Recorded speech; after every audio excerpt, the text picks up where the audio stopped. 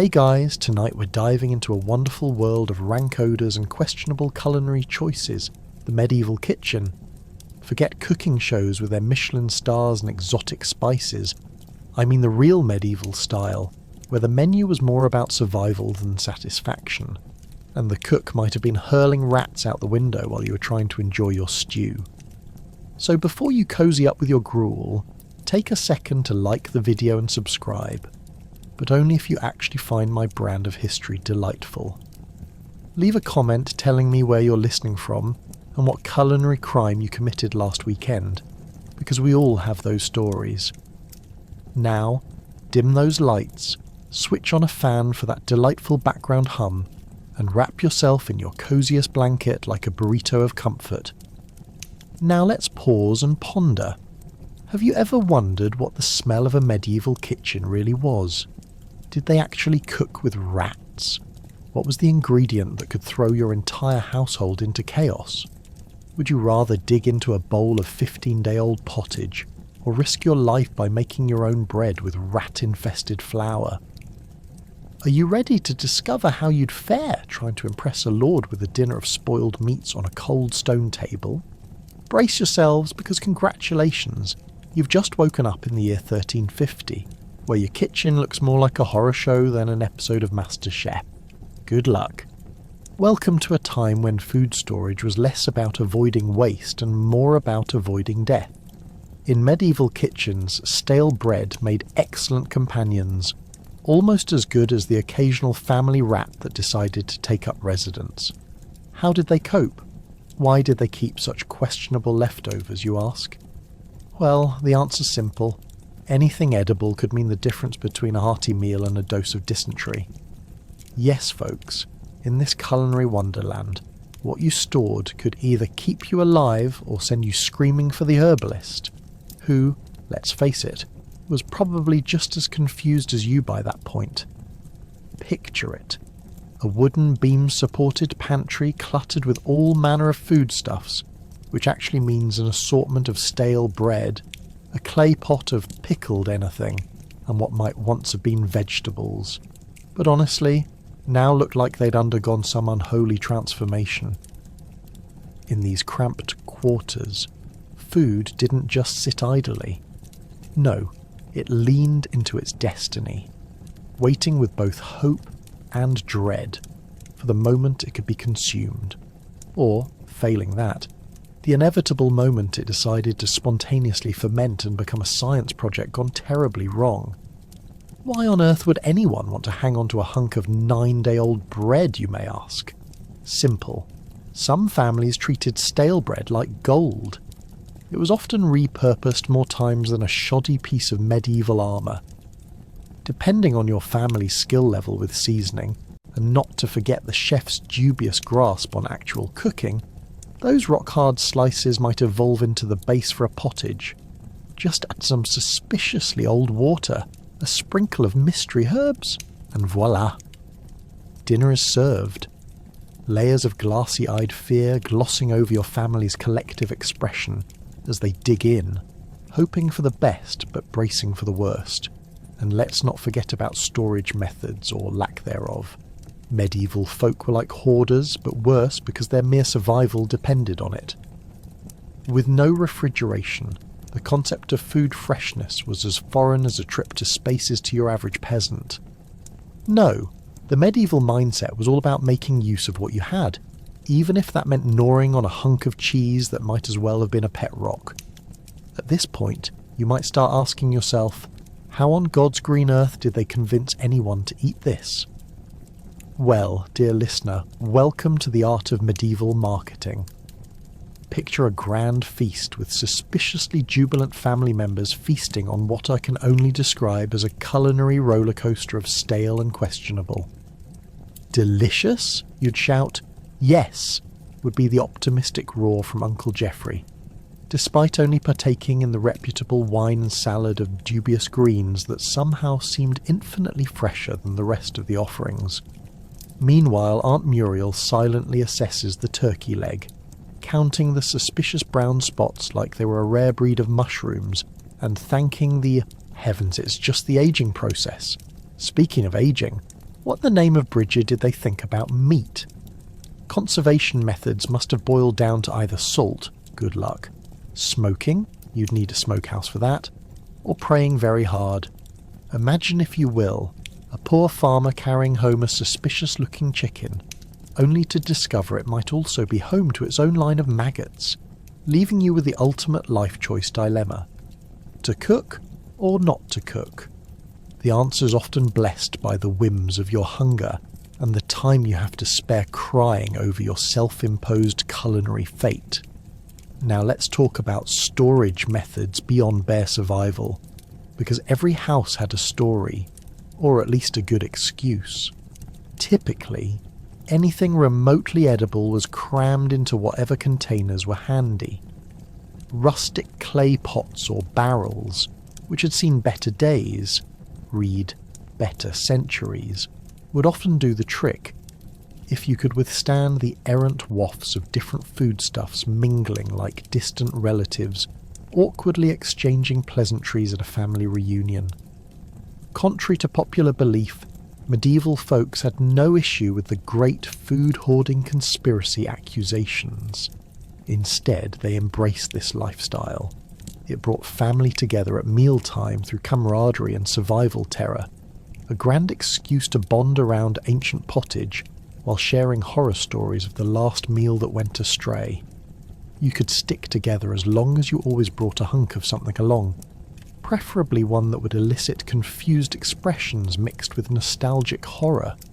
So, in the grand scheme of medieval living, food hoarding wasn't a conspiracy, it was the genteel art of survival.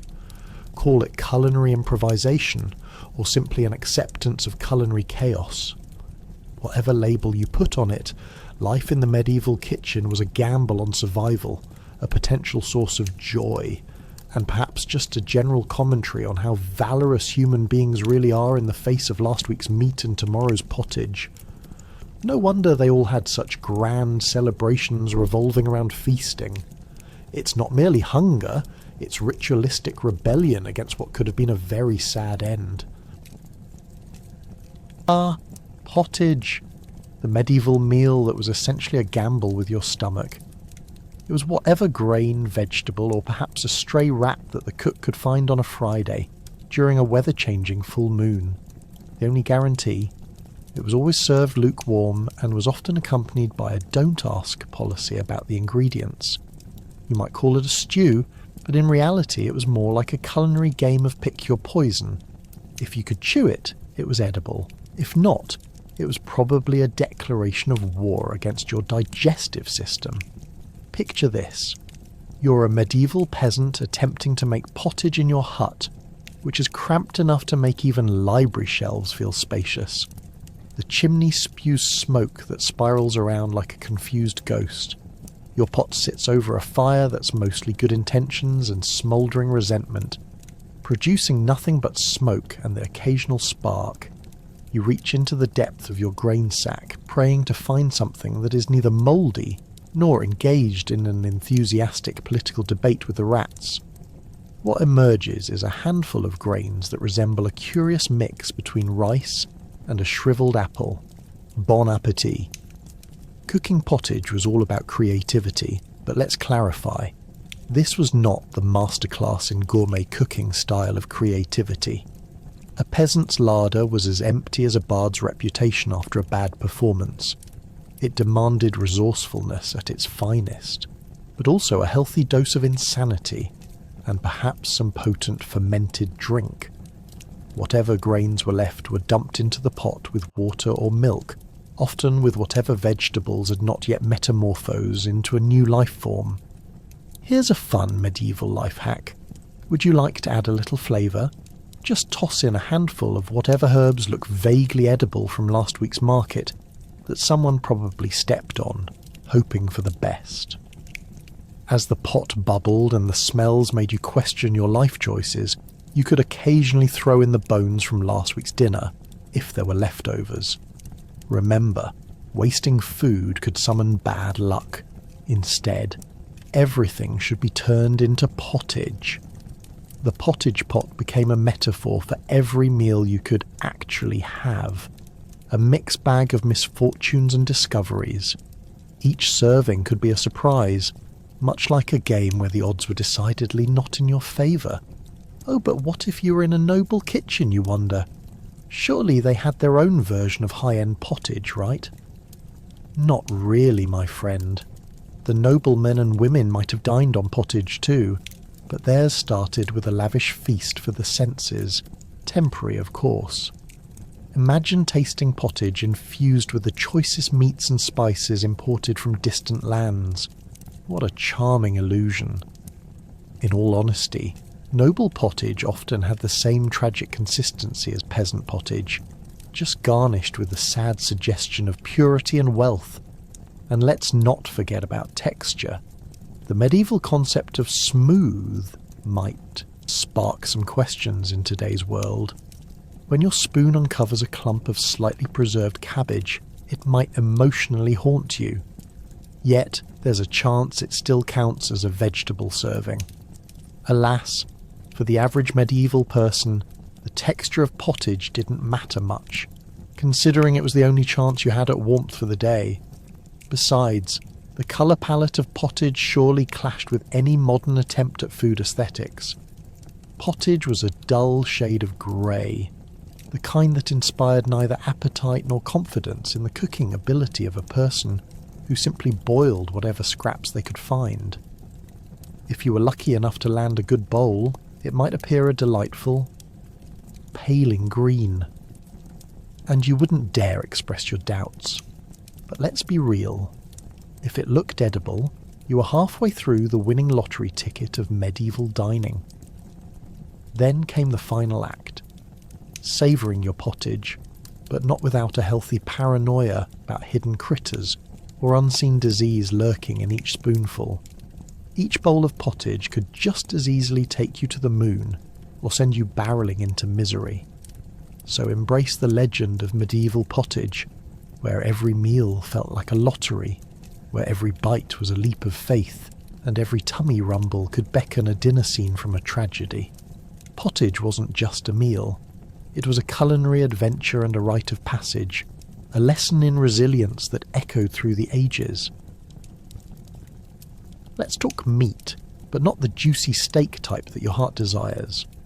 More like the questionable cut of whatever you managed to catch or convince your neighbour to part with. You could go days without a bit of meat, but if you were lucky, you'd find something lurking in the pot, perhaps a bit too mature for comfort. Imagine hoping your lord decided to hunt and bring you back some spoils, only to discover he missed more than he hit. The truth is, when it comes to medieval cooking, meat was a modern-day lottery ticket. Your chances of winning depended on factors like the season, your social status, and how many friends with hunting dogs you had nearby. So, let's imagine one of those lucky harvest days. It's early morning, and the hunt is on. Picture a band of noblemen on horseback clad in their finest attire. They're out to prove how manly they are, riding through the woods, shooting arrows with an accuracy that would put Cupid to shame. They may, or may not, themselves succeed in bagging a deer, but you, the peasant, are left at home, gnawing on a stubborn crust of bread. If they do secure their prize, they'll likely present it in a grand feast, while you and your fellow peasants settle for a stew that could embarrass the local goats. Speaking of a local livestock, let's not forget those resident hens or the occasional pig. If you're fortunate enough to own them, they might be your saviours, until they aren't. The beauty of your meat options is that it all hinges on whether anything's still alive, running, or if it's deemed less than fit for your lord's banquet. Ah, yes, there's nothing like hearing the desperate squawking of a hen that may soon become your dinner guest. Or perhaps you've raised a pig for the sole purpose of carving into ham, only to discover that it's more likely to share a cuddle than end up on a plate, at least until winter rolls round. Because in medieval kitchens, that brain-boggling concept of preservation means you might end up with your pig staying a little too cosy for comfort. Yet, let's take a moment to consider the transformation of that prized animal into something succulent. How does one even butcher a beast without accidentally turning a roast into an abstract sculpture? I mean, aside from blood and guts everywhere, and the delightful aroma that is not at all appealing, this culinary venture is the prototype for today's survival reality shows, the ones you wish you could unsee. First, there's the skinning, the butchering, the cleaning, maybe even a little prayer for the spirit of the animal, all of which makes you pause to contemplate just how quickly your appetite vanishes when the carcass is in front of you. And let's not forget that back in the medieval age, being fussy about your meat was a rare privilege.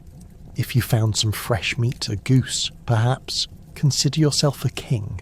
Or, hey, did your lord just toss you a scrap from his sumptuous table? Score! You could experience the thrill of biting into actual meat.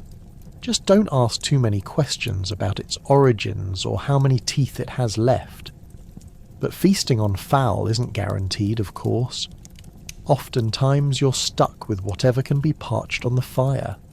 Perhaps it's what's left of a rabbit scrabbled from last week's hunt, or, if fortune is unkind, a rather questionable stew made of last month's new meat.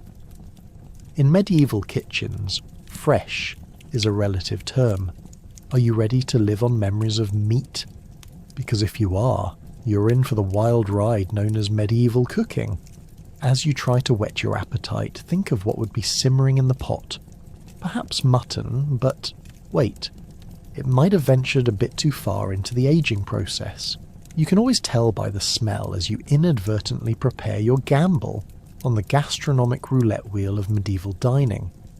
Every bite of that pottage filled with questionable meat may just serve as a reminder that you live at the mercy of the seasons. In the end, the meat struggle isn't just about nourishment.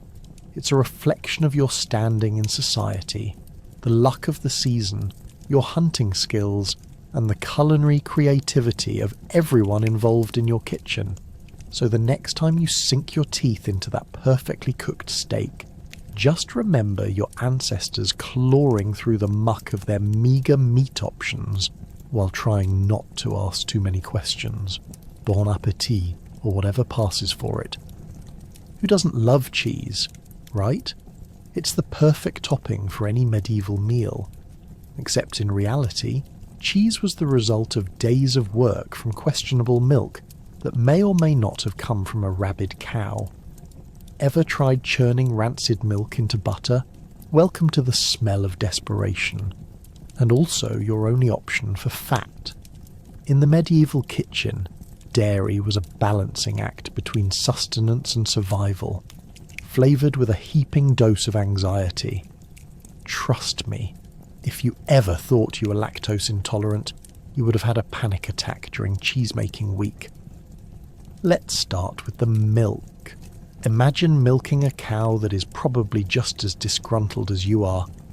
There's a good chance it hasn't been washed in days, much like your peasant friend Bert, who believes bathing is a summer luxury. You grab the udder of a cow that's been chewing its cud in a muck-filled pasture, and after some wrestling, you manage to fill a pail with its offering. Now, is that milk fresh? Who knows? If it's fresh enough to not cause immediate gastrointestinal despair, congratulations! You've marked the Great Milk Caper as a success. Once you've secured your questionable bounty, it's time to turn your patience into action. You'd pour that creamy liquid into a wooden churn, slap a lid on it, and begin the arduous task of churning. Churning feels like doing the world's worst workout with zero benefits, because not only are you sweating like a sinner in church, but you're also fighting the strong urge to reconsider your life choices. And by the time you spot a few floating specks suspiciously resembling unseen guest attendees, it's panic time. Did you just see a bug on the other side of the churn? Hope you didn't just sign up for a fancy new protein supplement. What comes next is pure medieval magic. Thickening milk, shriveled and angry, morphing into something you dread but desperately want. This is where the stirring and frustration dance together like two sweaty peasants at a harvest festival. You churn and curse, hoping against hope that at some point you might just yield a sweet victory in the form of rich butter. With any luck, you've either succeeded or your arms have totally given up in defeat. But there's another layer to this dairy drama, the keeping it fresh conundrum. In a world that's suspicious of sanitation, dairy was often shared, traded, and if you're particularly lucky, fermented into a drink known as buttermilk. Yes, that tangy delight that may or may not smell like a damp sock left in a corner too long. You think that might make your stomach twist. Just wait until you get a whiff of curdling cream that's been left to rest on a hot day in the kitchen. Spoiler alert, it isn't just the cream that will curdle. Gag reflexes will follow suit. And let's not even talk about storing that dairy masterpiece. Finding a cool, dry place in a medieval kitchen is akin to searching for a unicorn. Your butter musters all the strength it can to survive the heat, finding itself subjected to whatever culinary crisis might erupt next. A tiny fly landing on the uneaten loaf nearby, a neighbour's wandering cat stalking the floor for scraps, or the uninvited peasant plugging for a free dinner. The stakes are high, and those butter pats could easily end up mixing with dirt and applying themselves liberally to the forget dinner we're having a survival buffet concept. Even once the dairy is churned into butter or cheese, the question remains, how do you enjoy it? After all, taste is subjective, but the medieval kitchen has a way of setting standards far lower than the modern palate. If your butter smells like Roger the neighbour's foot, you might just eat it anyhow, convinced it's the best you're getting tonight. So put a heaping dollop onto whatever bread you manage not to burn, and steel yourself for another meal where disappointment is the topping on the menu of despair. After a vigorous day of milking, churning and fighting off flies, you may finally realise perhaps the joys of dairy are best left behind in the annals of history, or handed down only as cautionary tales to future generations. Because amid the chunks of rancid good intentions, you often find yourself wondering whether it would have been easier to grab some parsnips and call it a day. Welcome to the medieval dairy disaster, a tale as old as time but somehow far less appetising. Grains of truth, the horror of medieval bread. Imagine biting into a loaf of bread that feels like it could stop an arrow. No? Yes? Welcome to medieval bread making. It was dense as a stone and suspiciously often mixed with things that maximised volume instead of nutrition. Enjoy every slice of your wooden battalion bread that only the grumpiest of rats would turn their noses up at. Back then, your typical medieval loaf was the embodiment of culinary regret, harder than a knight's shield and potentially just as sharp. The process began long before the loaf made its treacherous debut on your dinner table. First, the grains had to be ground, and let's just say medieval milling was an experience you probably wouldn't forget. Imagine a giant wooden wheel sluggishly turning, its grinding stones spitting out more chaff than flour. You could sit there for hours shoveling grain into the mouth of this gaping beast, only for it to come back out looking like mud. And the result was flour, if you could even call it that. This fine powder was often mixed with whatever scraps of burned husk still clung to the stones, like that final sip of coffee where all you taste is regret. Your bread might have been brown, maybe, but in truth, it was closer to a mosaic of poverty, combining along with dodgy particles of grain. So, now you have your flour, but don't get too cosy. Time to choose your leavening agent. Yeast? Oh please! The average medieval peasant would be lucky to have stale dough from last week's bake, which is ceremoniously added to the fresh batch, presumed to add flavour and help with fermentation, or maybe just rear its ugly head in a loaf explosion. Yes, stale dough was the miraculous elixir that would cause your bread to rise, if the rats hadn't been helping it along with their own form of yeast, of course. Ever wonder how a loaf was formed? Prepare to be dazzled. artisan bakers would take turns beating the dough into submission. Knocking this dense mess against a wooden surface was not only a workout, it was rumoured to be just as effective as a medieval therapist.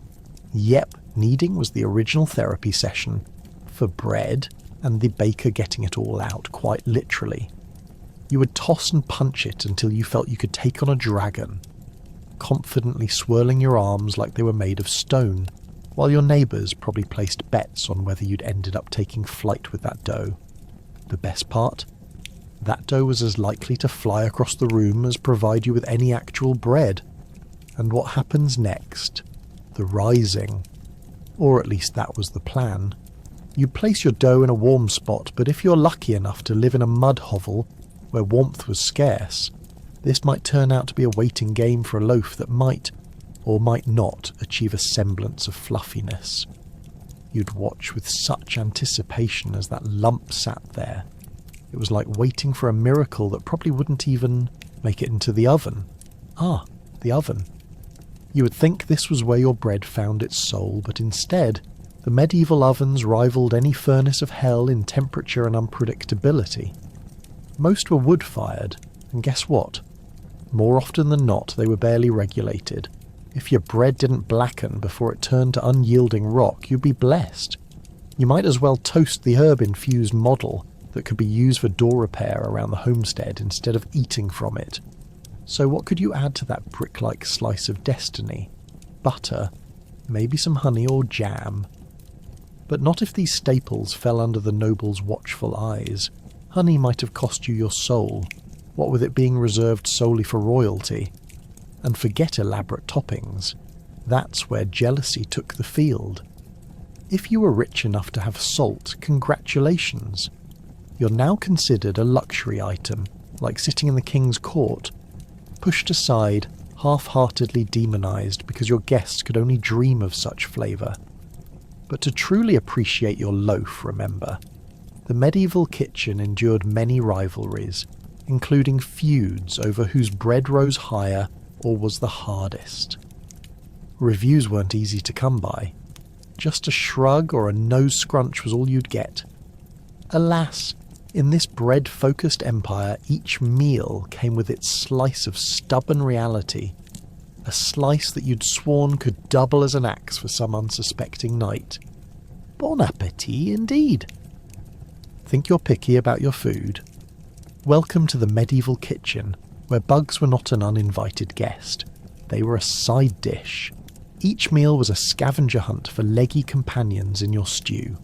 Let's not even talk about the vermin using your sack of grain as a 5-star buffet. In fact, if you ever felt overwhelmed with the texture of your pottage, just remember, crunching down on a few bugs was all part of the dietary experience, especially when those pesky little critters were simply doing their jobs as vermin workers pro bono. Imagine this. You've just spent long hours labouring in the fields, your hands calloused and dirt grimed, eager to hoist a bowl of whatever semblance of a meal was left at home. The anticipation grows as you ladle the pottage into your wooden bowl, and what's this? A little teetering leg just poking out of your stew's surface. Is it a vegetable, a bug, or a rogue hare? Who knows? Welcome to your nightly show of Guess That Protein, where the stakes may be higher than you realise. Ever think that it might just be an edible bug brought in for free protein? Let's call it a crunchy delicacy from culinary history. Now, if you were hoping for a little more variety in your diet, the medieval pantry was akin to a chaotic wildlife reserve. Think of all those big, fluffy bags of grain stored away like they were some sort of treasure. Unfortunately, your human ingenuity, perfected after generations of harrowing toil, was no match for the nimble nature of rodents. Mice and rats saw your grain sacks as their personal playgrounds, helping themselves to a midnight snack while you were busy dreaming of better days ahead. Ah, but surely we could just clean them out, you might think. Ah, but in medieval Europe, domestic cleanliness was akin to a hopeful wish whispered into a dying fire.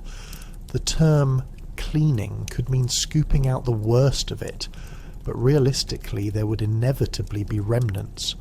or as we like to call it, seasoning. Plus, let's be honest, a little bit of extra protein never hurt anyone, right? Perhaps it added flavour. Perhaps it enhanced the authenticity of what could only be described as a rustic feast. Speaking of rustic, let's chat about the alternative options, or as we like to call them, the delightful culinary companions. You had the hardest, most bread-like bread, which likely housed any number of tiny crawlers living their best life right between the crumbs. After all, who could resist the allure of mystery guests wedged deeper than the crusty edges? Just think of it as rugged sustenance that was often better suited for the thrushes and sparrows outside. And what about the legendary cheese? Ah yes, cheese production was an art that left plenty of room for uninvited guests to wiggle their way into the final product. A nice bit of mould, an extra dose of those crunchy critters stuck in the rinds. Perfection! Admittedly, cheese faced a unique brand of scrutiny, often inspiring the muttering of ancient omens each time someone dared to bite into a hunk of artisanal melancholy. "It's not spoiled, dear," they'd say. "That's character." Let's not forget fish. The glories of the medieval kitchen were often graced by salted fish meant to note the very essence of sustenance, without having the luxury of refrigeration. Now, if this delicious creature had made a delightful friend or two while lounging and chilling in the salty brine, well, that was just a bonus. Imagine pulling apart your fillet only to find it suddenly sprouted a selection of miniature aquatic companions. Here's hoping your stomach is a little less squeamish than your eyes. So, the next time you find yourself at a wonderfully polished table basking in the modernity of food cleanliness and advanced hygiene standards, remember the medieval kitchen. Your ancestors had it tough, surviving with their culinary issues, making meals from whatever they could find, all while dodging the omnipresent critters that turned lunch into a light-hearted gamble. In the end, life was about gratitude for every morsel, preferably without a maggot or two. One whisk, 2 wooden spoons, and a dagger's charm.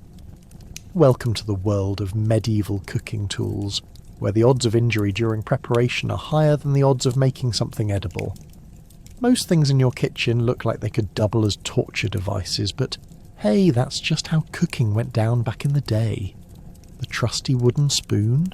More like a primitive baton for keeping angry peasants at bay. And that cast iron pot?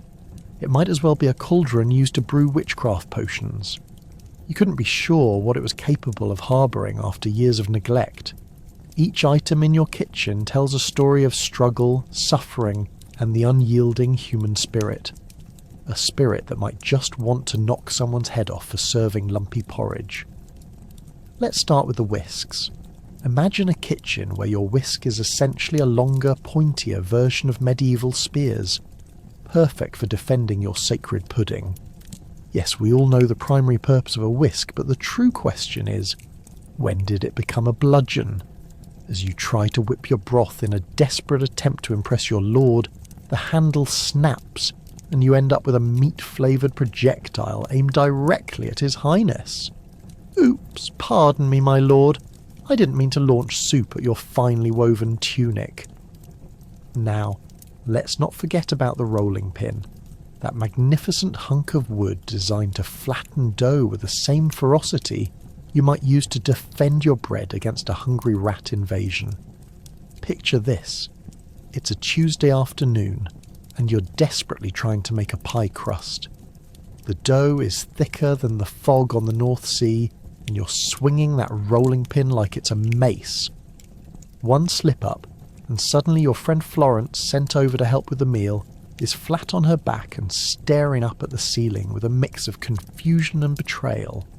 "I just wanted to help," she says, clutching her head, while you break into a maniacal laughter that echoes through the drafty, unfinished stone walls of the hovel. Now, in a kitchen without proper sanitation, a veritable breeding ground for germs, a deep fat fryer seems like a gift from the gods. But you quickly learn that the last time that pot was cleaned King Richard was still on the throne. So as you plunge unknown meats into oil that's been dancing with the devil for weeks, the chance of consuming something that's been residing there longer than you've been alive is downright terrifying. Your biggest fear. The bubbling mess might explode, sending you to a medieval hospital for what could only be described as arson by frying. Good luck finding a healer that can fix third-degree burns instead of just recommending a good prayer. If we switch gears and look at knives, the knives! Perhaps they weren't just your everyday kitchen tools, but more of a survival kit. Dull as they were in many households, they may have been a great option for slicing bread, or perhaps flesh, if the occasion called for it. The local butcher just might find himself on the receiving end of a pointed question just after a roast dinner. "What's that? Is this pig still bleeding, or is that your newfound cooking method?" One slip and it's an accidental cut, sending you to join the legions of those who've lost appendages because they dared to take cooking into their own hands. Let's not forget the mortar and pestle, a glamorous pair really, but when you're grinding spices that could easily have been used for medieval wizardry, you've got to wonder what else might come flying out of that container. Did you just crush a clove of garlic or the last vestiges of your sanity? And heaven forbid you lose the pestle?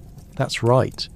The only thing separating you from an accidental interrogation tool is that pestle. In summary, cooking in medieval times was a blend of art and survival, beauty and impending doom. Each whisk was an invitation to disaster, every rolling pin a weapon. These were not mere tools, they were instruments of chaos wrapped in an apron of necessity. The kitchen was a stage where drama often exploded into culinary catastrophes, and survival was not guaranteed. As you ponder the arduous journey of cooking in those dark times, remember, today's kitchen might include a sharp knife, but it also includes band-aids, insurance, and a far lower chance of serving mystery meat that sends your guests running for safety. And now, let's step into the kitchen. The hearth, the centre of danger and doom, packed with smoke, grease, and the occasional sputtering ember of creativity. How many times did someone blame dinner on the fire getting out of control? Who knows? What we do know is that the number of singed eyebrows is a testament to its danger. Picture this. You've just rolled out of your straw bed, still dazed and wobbly from a night spent wrestling with bedbugs, only to find yourself face to face with the medieval hearth. It's not just any ordinary fireplace, it's more like a caveman's fiery altar, threatening to burn your eyebrows off while simultaneously roasting whatever scrap of meat you managed to scrounge together from last market day. Forget Instagram-worthy cooking shows. This place looks like an edible battlefield, a melting pot of humanity's darkest culinary secrets. As you approach the hearth, the smoke rolls around you like a thick, smothering blanket, and you can't help but wonder, did anyone ever consider installing a chimney? But that might just ruin the charred flavour profile of your stew. Breathing deeply, it hits you that the air is thick, with not only smoke, but also something slightly more sinister.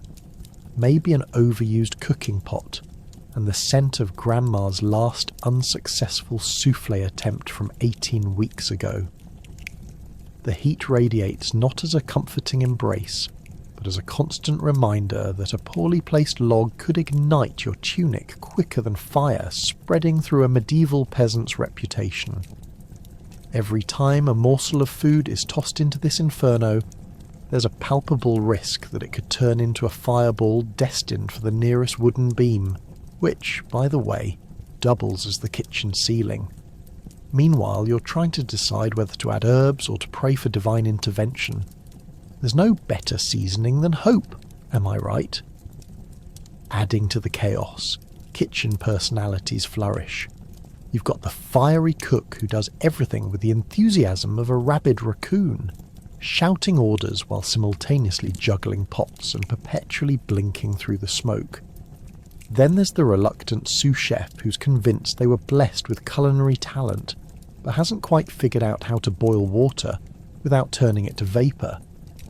And let's not forget the overeager child, eager to help, who inevitably tries to toss in some herbs before they're quite ready, creating a sizzling spectacle that could incite a local witch hunt. Because when herbs start emitting blue flames, something magical and dangerous is brewing. You've now got that pot bubbling away, creating a concoction that resembles a questionable swamp, more like a horror movie than a meal. You glance down at your last loaf of bread, which is now a rustic masterpiece shaped like a brick.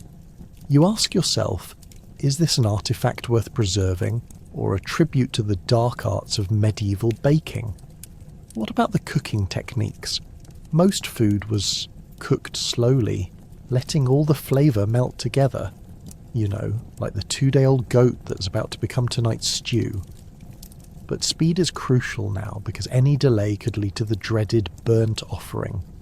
Isn't it lovely how intensely charred is just another way of saying we probably can't eat this? And now for the pièce de résistance.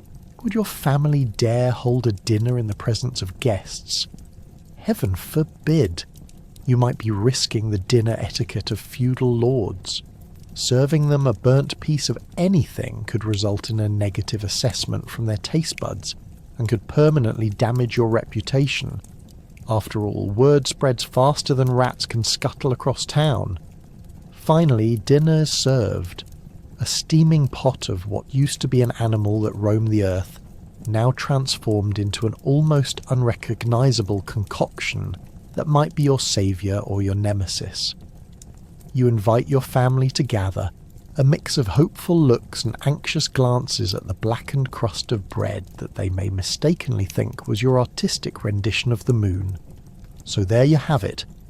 You've successfully navigated the sizzling heat of the hearth, but don't let your guard down. In a medieval kitchen, danger, creativity, and an occasional band of smoke merge into a recipe for chaos. Who said cooking was just about food? It's an art form, a battleground, and a thrilling adventure, all served steaming hot with a side of uncertainty. Ever experienced food reincarnation? In medieval kitchens, leftovers weren't just reheated, they were resurrected. Cooking was less about freshness and more about surviving the week. How many dishes could come from one hunk of stringy pork? The answer, all of them, because improvisation was the hardest lesson learned. If rationing was a sport, the medieval cook would be an Olympic champion, spinning a single piece of meat into a culinary legend, or at least trying to convince the family to believe it was. Imagine your kitchen, right? You walk in to find a pot bubbling with some sorry-looking remnants of last week's stew, which is what you could politely call a fusion dish. How many times could you resurrect this bleak concoction? It's like the extreme version of meal prep gone wrong. The previous night's meat might have been tough enough to keep a soldier's boots polished, but with the right blend of herbs, stolen from your neighbour's garden of course, some questionable vegetables and perhaps a dash of brave cookery, you could transform last night's sadness into an exquisite delicacy. Medieval creativity had limits, but your resources didn't. Thanks to the lack of modern refrigeration, survival meant playing a culinary game of hide-and-seek with slowly decaying food. But fear not, my dear friends. The medieval kitchen was home to the great mystery pot. Got leftovers? Toss them in. You can smother them under a yolk of frothy eggs, drench them in flour paste, or even add just enough seasoning to distract you from the sense that you're chewing on last week's scraps. For many, that hunk of pork was just the beginning. Give it a week, and it transcended the mundane dimensions of a roast into a gourmet meal of pottage, pork pie, and, if you really believed in kitchen miracles, maybe some sort of stew that you tried to convince yourself was authentic peasant cuisine. The real miracle was that somehow it all just magically worked out. Well, either that or someone got sick and you didn't want to think about it too much. Now let's delve deeper into how odours lingered around the medieval cook. Not only did the odour of kept leftovers tend to undermine any romantic notion of cosy kitchens, but it also played a large part in the cooking process. Anyone who snapped their fingers and went abracadabra would have done themselves better than your cook, who likely believed that stink was a sign of deep flavour. Spoiled adds depth, right? It's like how some aged cheeses may smell like a forgotten sock, but fancy, right? Want a treat? Bake it into your crust. Just hope your friend didn't show up to visit during the cooking. Heaven forbid they catch a whiff of what you just dug up. It's like the culinary equivalent of a badly timed Zoom call. Who wants their friends judging the bubbling leftovers of last week's pottage? Rummaging through the pantry was like encountering a treasure chest, full of aged concoctions fit for the brave-hearted. What's in here?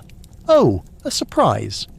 A veritable cornucopia awaited you, complete with a collection of half-closed jars standing sentinel. Those vessels contained various items ranging from cucumber pickles that promised a tangy delight, to near mummified vegetables that may have been green at one time and had long since turned several shades darker. Oh, but get this. There were actually people who loved sniffing those jars and determining if the contents were still fit to grace the table. "We don't take chances here," they would shout with glee. In fact, taste testing a few of these older items would become an essential pre-cooking ritual, not unlike 1 part Master Chef, 1 part game of dodgeball. Will it be delightful, or will you wish you were never born? It's a gamble that keeps you on your toes. Talk about living life on the edge. In a medieval kitchen filled with horror and smells that might have made your eyes water, the strategy was simple.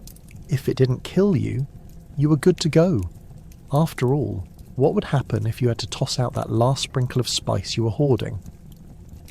Desperation defined leftover culture, and some could argue it was a fine art.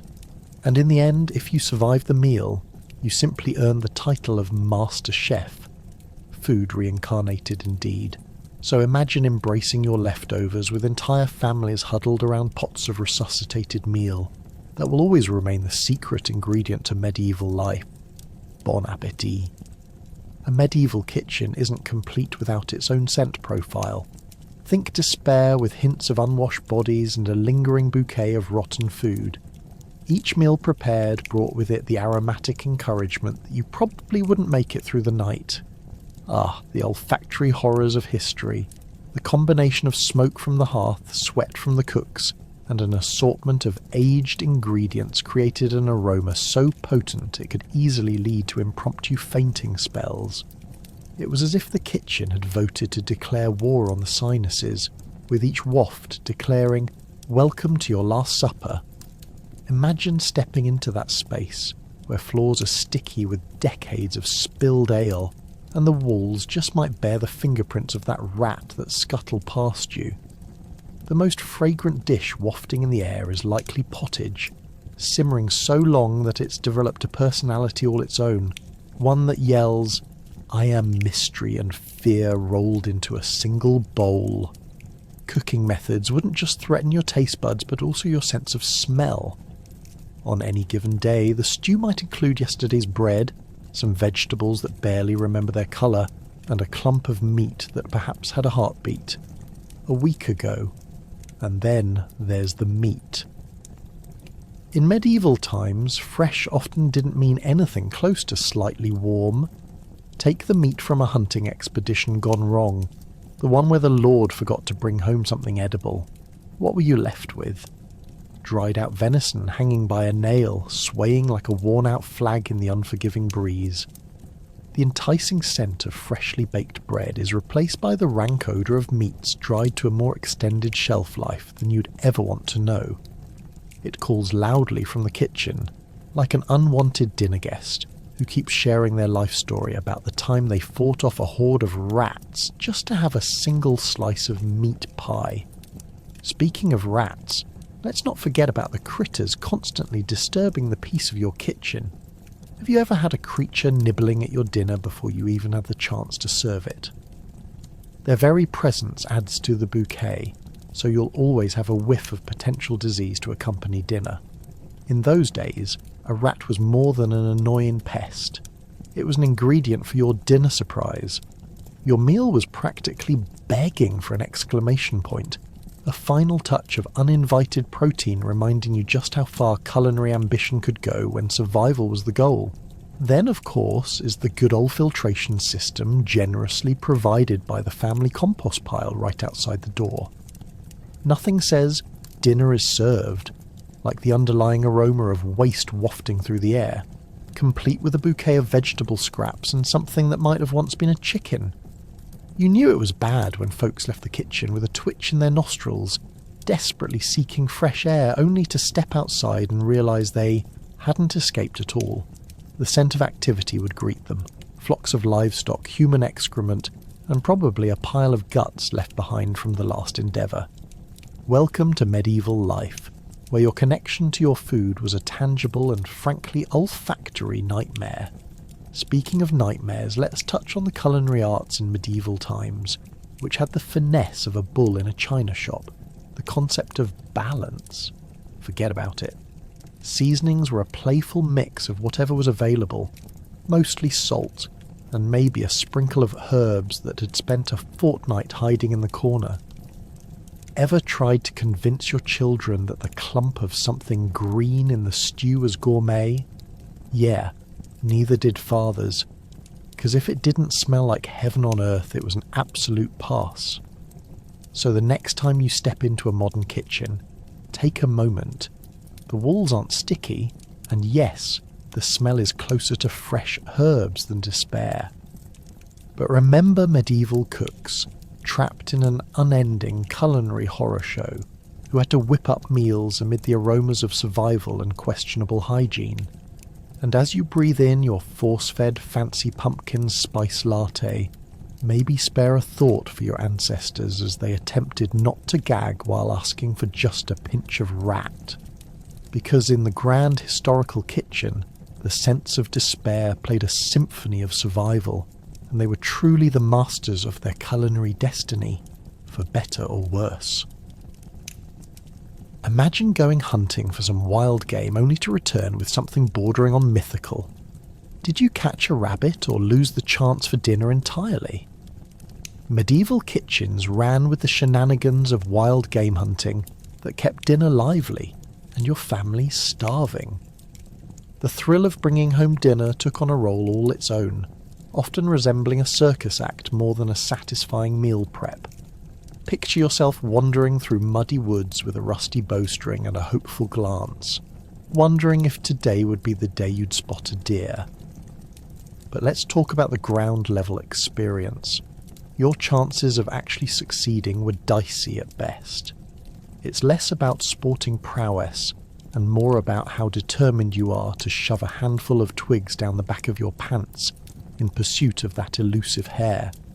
Meanwhile, there's a 50% chance the little creature will bolt as soon as you accidentally step on the twigs. Not exactly a stealthy approach. Maybe you'll come back home with nothing but an inspiring story of how you totally saw a fawn but were thwarted by a bush. The reality is, hunting was as much a communal activity as it was personal. Let's say you successfully bagged a stew-worthy rabbit. The instant your neighbours catch wind that you're planning a feast, they dissolve into drooling hounds at your doorstep. Suddenly, that legendary rabbit has morphed into a gastronomical spectacle since nothing says you're welcome. Quite like a bunch of hangry neighbours sniffing around your patch of mash pots. What's even more chagrining is the idea of what exactly the hunters brought back could be ranging from a prize cut of meat to a bunch of pitiful leftovers not fit for more than a witch's brew. No one's going to start a riot over a squirrel. But when that party-ruining lizard winks at your family, you know dinner is going to be a long night of mud pies served up with a side of disappointment again. And what happens if you misjudge the season? You might stumble into a turkey hunting foray in the fall, only to accidentally scare off all the birds at the sound of the shouts of "don't shoot" that your neighbour just took as a challenge. Why hunt efficiently when you could bring the forest to you? At this point, The joke's on you. Did you think hunting would be a grand escape into nature? Nope. This is medieval-style, stress-level performance art at its finest. Now you should also consider the preparation required for whatever bounty you manage to return with. Hopefully, before this noble hunt, you remembered to sharpen that old knife.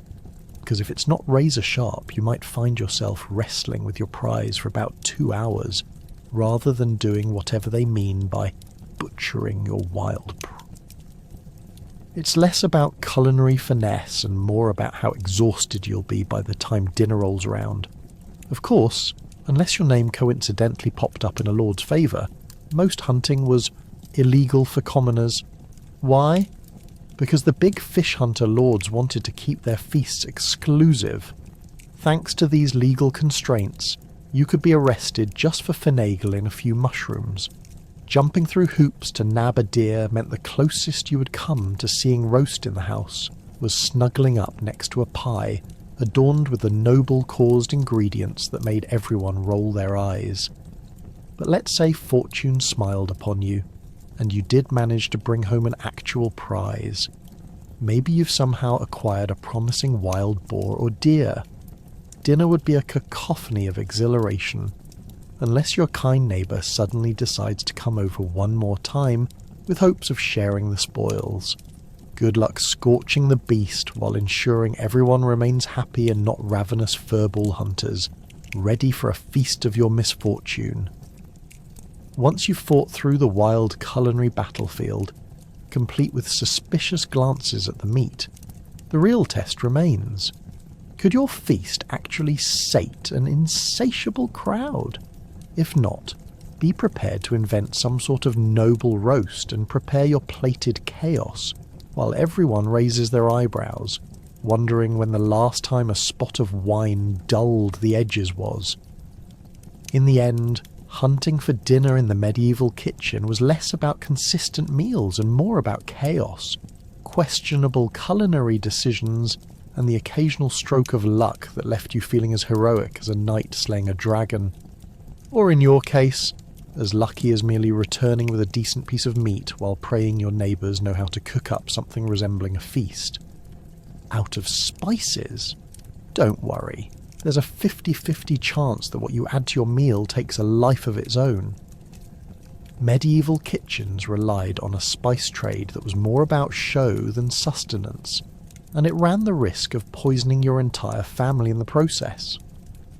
Welcome to the wild world of spices whose origins are as cloaked as an assassin's dagger. It's a world where a pinch of pepper could elevate your dish or leave you praying for a speedy death, nature's culinary gamble at its finest. Now let's face it, by the 14th century, spices were the ultimate it accessory. If you weren't sprinkling nutmeg on your pot of pottage, were you even peasanting correctly? People travelled miles to get their hands on cloves and cinnamon that could make their barley stew taste somewhat less like, well, barley stew. But did the ingredients come with a side of plague? Possibly. Each little pouch of exotic spice had histories wrapped up in mystery, and often deceit.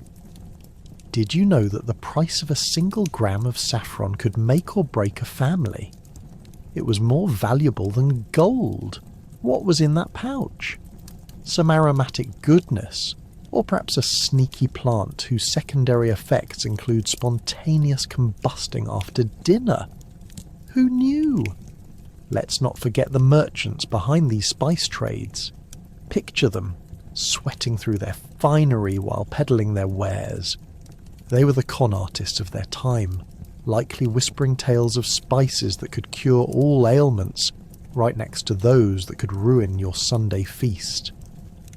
Oh, this is saffron from Persia, known to grant the eater untold visions of fortune, they'd say, while second-guessing whether those visions might come aged like fine wine, or more in the form of horrible indigestion that left you questioning your life choices.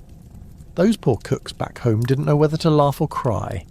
Imagine standing in your medieval kitchen, cherished family bowl in hand, blinking at the wall of spices that looks more like a medieval mystery novel than a grocery list. Did you just grab a sprinkle of questionable history, or did you hit the jackpot? The whiplash effect from such culinary roulette could launch anyone's appetite right out the window. Consider the taste. Hints of despair with just the right touch of mortality. Perfect, right? Adding to the craziness, here's a fun fact. Many spices were blended together in the dark kitchens on a whim, creating mixtures that could have inadvertently bled into the realm of sorcery. What's a little bit of sugar and spice and everything nice, if the nice part involves cocky witches mixing potions in their back rooms? One half-hearted attempt at highlighting these herbs in your dish could invite a reputation as a budding wizard, or, worse, a course in medieval culinary do not eat. And then there's the mundane business of storage. Good luck trying to keep your precious spices intact. The medieval kitchen was essentially a palace of chaos, and dust was the unexpected fifth ingredient in every dish. You might find a toad hopping into your bowl for good measure while flies orchestrate a dying ballet over the spices in the corner. A constant reminder that no meal is complete without some nature's seasoning. It's almost poetic if you squint hard enough, so mix your spices at your own peril. When dinner time rolls around and you dare add the coveted cinnamon for a hint of sweetness, just know there's a chance the taste won't be the only thing you remember. What should have been an aromatic blend of fun could end in a battle with an angry stomach, chanting your name as it leaves you mid-circle and whispering, "Never trust that cinnamon." As you sit back and anxiously watch the pot simmer, let this be a reminder. Spices may bring life to your kitchen, but perhaps a little less historical risk would lead to more feasts and fewer funerals. Spread out that aromatic mixture like you're on a dessert platter and embrace the culinary madness. Who needed food safety regulations when every bite could be an adventure? Ask yourself, will tonight's dish be the highlight of your kitchen, or the beginning of a neighbourhood lament? Welcome to medieval cooking, where the spice trade is as dangerous as juggling knives and as unpredictable as your husband's mood during their post-meat pie digestive negotiations. Delicacies and disasters await you, dear chef. Choose wisely. Good luck getting away as a cook in a medieval household. One wrong move and you could be serving your lord an entirely different dish. This doesn't include the moment you realised your meat was served to the neighbour down the road. Kitchen politics were a minefield of incessant backstabbing.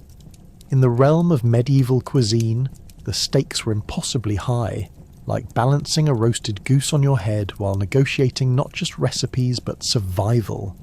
Imagine this. You're a fledgling cook, tasked with preparing a feast for the Lord's family, and every other cook in the kitchen is eyeing you like a hawk that hasn't eaten in days. You're stirring a bubbling cauldron of stew. That's your livelihood in the pot, and the fate of your neck hangs in the balance. Not literally, of course, unless, of course, you accidentally add rat instead of rabbit, in which case good luck with job security. The whispers of dissatisfaction are everywhere. Even the rats are snickering, knowing they've dodged a culinary bullet this time around.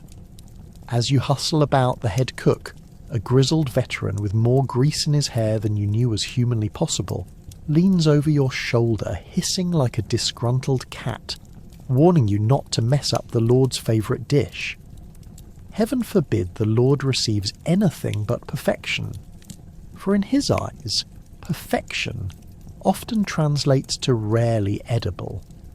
The truth is, medieval nobles had such high expectations that you'd think they were eating on the sunlit terrace of an enchanted castle, rather than a drafty abode where the kitchen might also double as a storage for farm animals.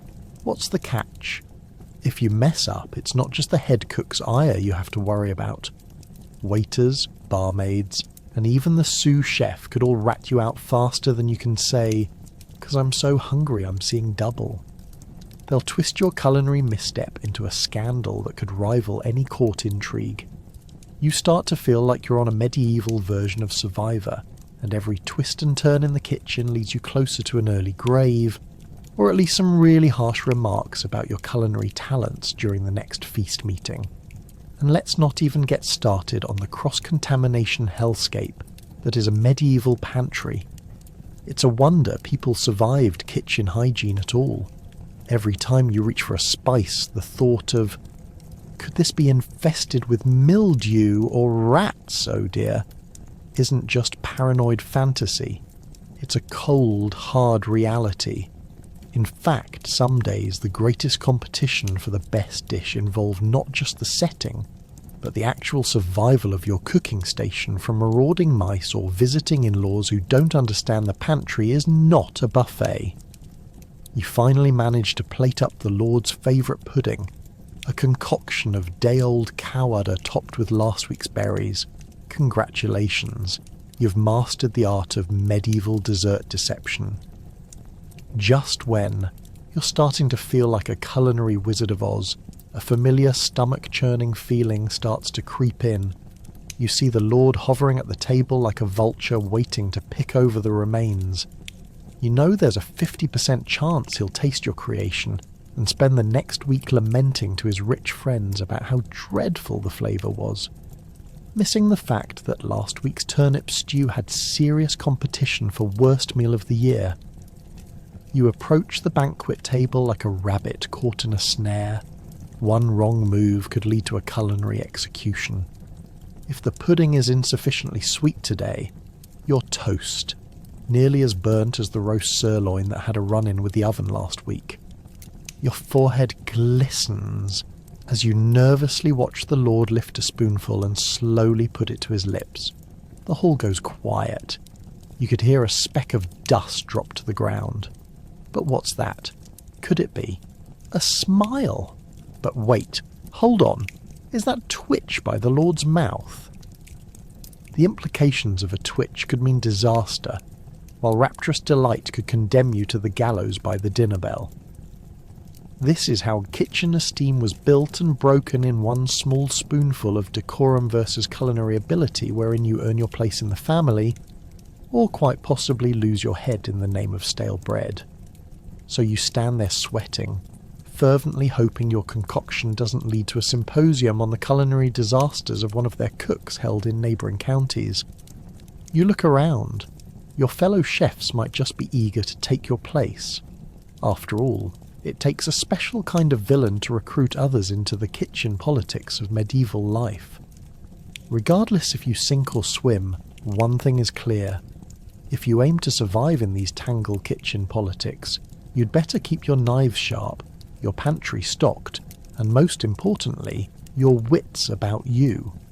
The kitchen was a gladiatorial arena, and in medieval Europe there were no spectators. Just the fierce battle of flavour and folly dished out one mismatched meal at a time. Let's talk herbs, shall we? These plants were your best friends and also potential life ruiners. At what point does time turn into witchcraft? Who knows? But in the medieval kitchen, herbs were a culinary gamble that could easily find you in hot water. Picture this. You're deep in your little wooden hut, attempting to whip up a decent meal for the family, and you lean on your collection of dried herbs, basil, rosemary, maybe a hint of sage. These dried friends are as vital to your cooking as your very questionable sense of bravery at facing what lurks in the corner of your kitchen. Now, let's dive deeper. The problem with herbs in the Middle Ages wasn't just in adding flavour. It was about tradition and superstition. You see, every herb had its own reputation, and you needed to tread carefully. Ever heard of the story of a poor peasant lad who thought rosemary would give him strength for his next plough? Fast forward to a village witch calling him stunningly naive, as he staggered past her duck pen, dragging his sword like a dowsing rod. But what's truly perplexing is that some folks actually believed certain herbs could lift their souls, protect against evil spirits, or even manifest bad breath. And don't get me started on the whole magic thing. Sure, rosemary could enhance your lamb stew, but take its cousin, belladonna. and you might just find yourself slipping into a deep sleep with no chance of waking, all thanks to a sprinkle in your soup. It's like the medieval version of playing with fire, or, to be more precise, playing with your own life. Herbs like foxglove, once thought to be a witch's garden gem, could send your heart racing faster than a thundering horse, only to have you face down in the straw by supper time. How about some sage for your cheese? Sounds innocent enough. But if butchered in the preparation, you might well require an exorcism instead of dinner.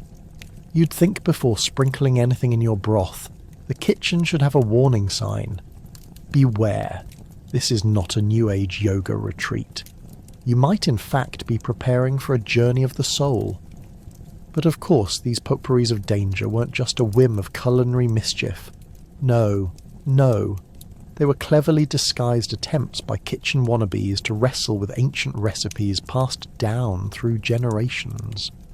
Herbal lore was a woven quilt of facts, myths and receipts kept under lock and key, with each cook vying for the best flavour that could also lead to a significant life event, the kind you'd tell by the fire on a particularly cold winter evening.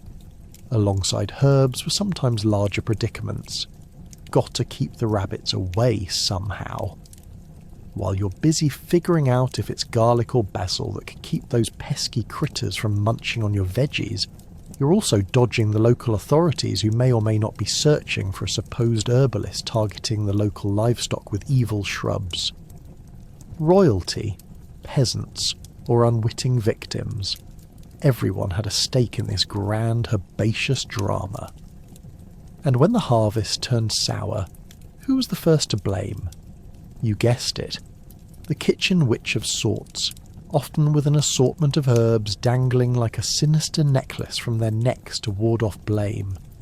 Alas, those same herbs could offer a remedy, but only in the precise configuration to avoid unwanted sequels in dish recipe disasters. Indeed, if you think about it, the medieval kitchen was less about bowls and spices and far more like a stage play, featuring all the ingredients that could potentially land you in trouble or the Lord's good graces, and herbs danced energetically in the limelight. Low supplies? No problem. Just add a sprinkle of this and a dash of that. Should you dare combine chamomile with golden seal, the following tavern karaoke night may see an uptick in village ghost stories about the herbal rogue. More fun, but certainly not more fulfilling. So go ahead. Imagine yourself a medieval kitchen maestro, sorcerer, or whatever title you prefer. The ingredients assemble at your feet, a miracle yet perilous mixture. Just remember, with great power, like, say, the power of sage, comes great responsibility. One bad pinch and you could end your career before it even begins.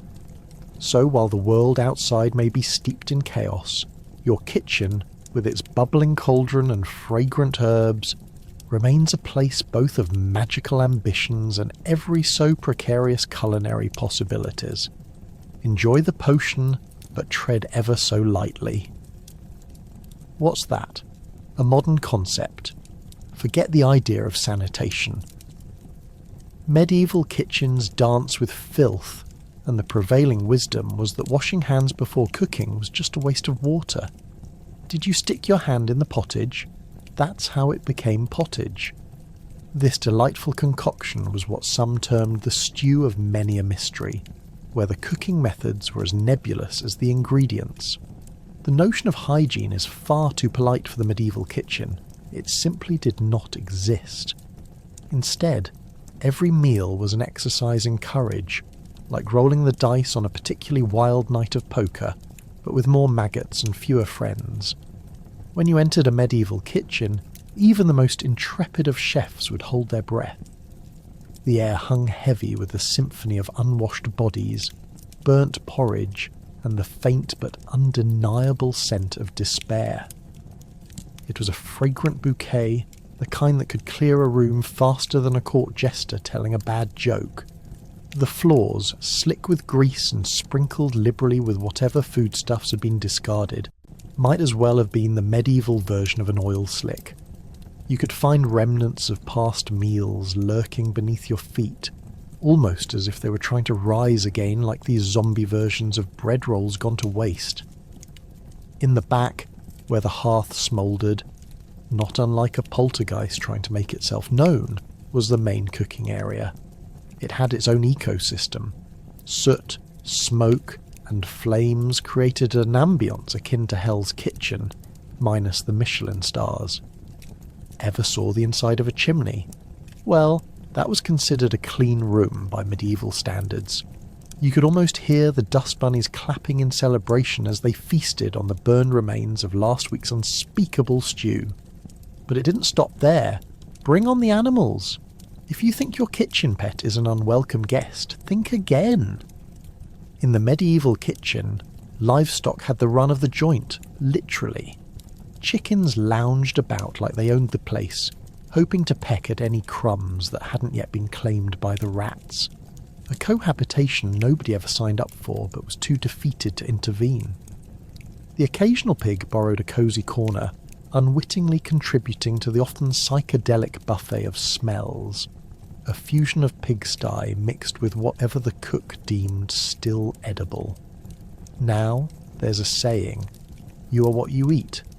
In this case, medieval folks must have been a merry blend of grime and despair. Ever change your mind about the so-called farm-to-table experience? Try table-to-farm instead, where the produce never saw the fresh breezes of spring. The fruits and veggies, if they were even still viable, were more likely to resemble a science experiment gone awry than anything you'd want to savour. Peas, more like green rocks. Carrots, more of a sad, twisted version of what they were meant to be. And please don't ask about those herbs. More often than not, they were infused with the sweat of whomever had a previous slice of life in that very kitchen. Now, let's talk about the unglamorous hero of sanitation in the medieval household, the Seuss bucket, also known as the I dare you to stink less receptacle. Forged from a mix of hope and sheer will, these buckets were where everything foul ended up, both figuratively and literally. Picture it, your leftovers from dinner, your scraps, and the hopes of catching at least one rat to improve the flavour of tomorrow's meal, all mixed together in polite company, that is. Ever tried cooking in that? No. Well, you were smarter than the average medieval cook. Before you start feeling too bad for these unfortunate souls, remember, ignorance was bliss. They did what they could with what they had. They stirred pots over open flames, plucked feathers from unfortunate fowl while exchanging gossip, and went about their busy lives with a chap in petticoats who was more likely to be dissecting a rat than wondering what was for dinner. Imagine serving guests your prize stew after all of this, a dish deftly accompanied by the hand that just removed a rat from the pot. Real talk. If they didn't know it was ratatouille and you didn't tell them, would they savour the irony of it all or simply tuck in, accepting that they too were now part of the medieval pottage legacy that awaited? So during their meal times, medieval families should have raised a toast to their daring camaraderie with dysentery, and the uncanny ability to persevere through culinary chaos. They didn't just survive. Oh no, they thrived in the eccentric realm of unsanitary culinary arts, and we're left to wonder if, in some twisted way, they found soul food within their pots of impoverished possibilities, because after all, nothing says bon appetit like a dash of daring and a sprinkle of gallows humour. Living hundreds of miles from urban centres meant one thing: limited access to ingredients. Your idea of a tasty roast of peasant pig might just be the leftovers from last week's banquet. Enjoy scouting for ingredients as you try to convince your neighbours that your soup is actually just a magic elixir of flavour. But really it's a little more like witchcraft gone wrong. The diet of a medieval peasant wasn't so much a menu as it was an exercise in creativity and desperation, paired with a generous splash of luck or misfortune. Imagine standing in the middle of your wild, untamed yard, dreaming of ripe tomatoes that may never come. You'd be hard-pressed to find a reliable farmer's market.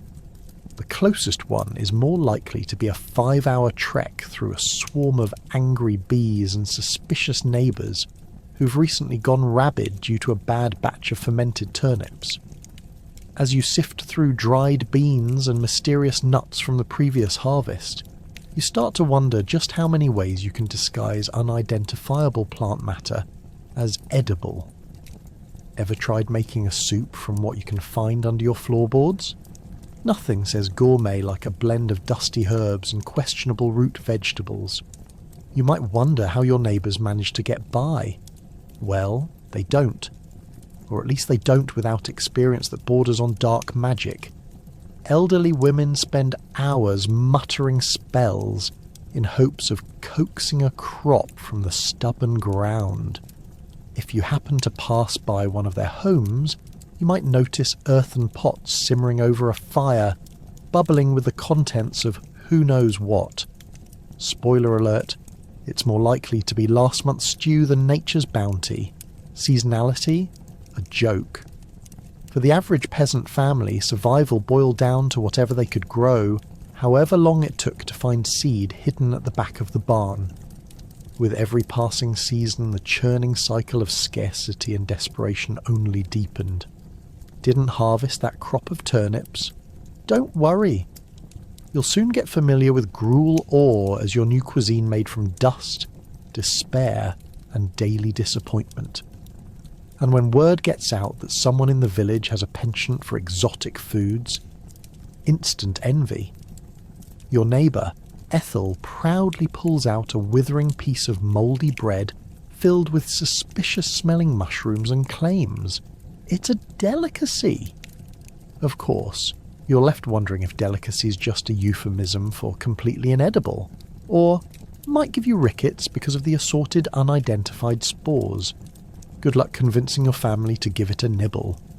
But let's not forget the wild game. A lovely rabbit might look appealing in theory, but grabbing one proved problematic. While villagers love to brag about their scores of staggering quantities from the last hunt, turning the story into an urban legend was much easier than facing the realities. The hunt quickly devolves into chaos when your neighbour trips over his own shoelace while stalking the mighty impala that turned out to be a harmless deer. Funny how inedible skins become decoration in someone's poorly tended garden. In this culinary adventure, spice and flavour take a backseat, while colour and season haunt your dreams.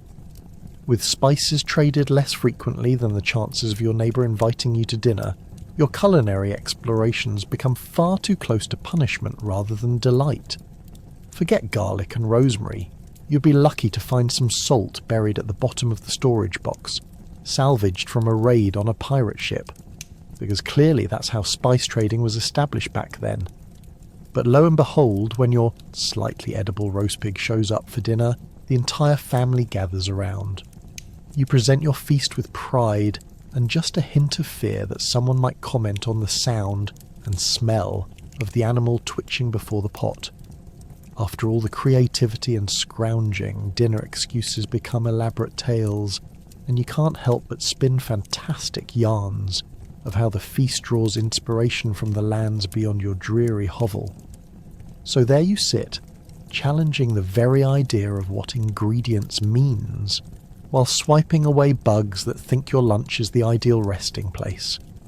Just remember, in medieval times, imagination was the key to your kitchen survival, paired with the clever use of whatever's left over from last week. Bon appétit. Ever wondered how many critters shared your kitchen? Spoiler, more than you'd expect. Preparing a meal in a medieval kitchen likely involved persuading your beloved cat not to leap into the pot, and calling the dog a permanent fixture, because it was simply easier than putting him outside. Sure, you might have affectionately named him Truffles, but let's be real. He was probably more like a furry garbage disposal, scrounging underfoot for kitchen scraps and, on the odd occasion, shadowing the cook with an unsettling twinkle in his eye. The kind that makes you question whether today's beef stew would come with a side of surprise fur. As you navigate this culinary circus, you might also battle the presence of an assortment of other critters, turning your kitchen into a haven for cross-species social gatherings.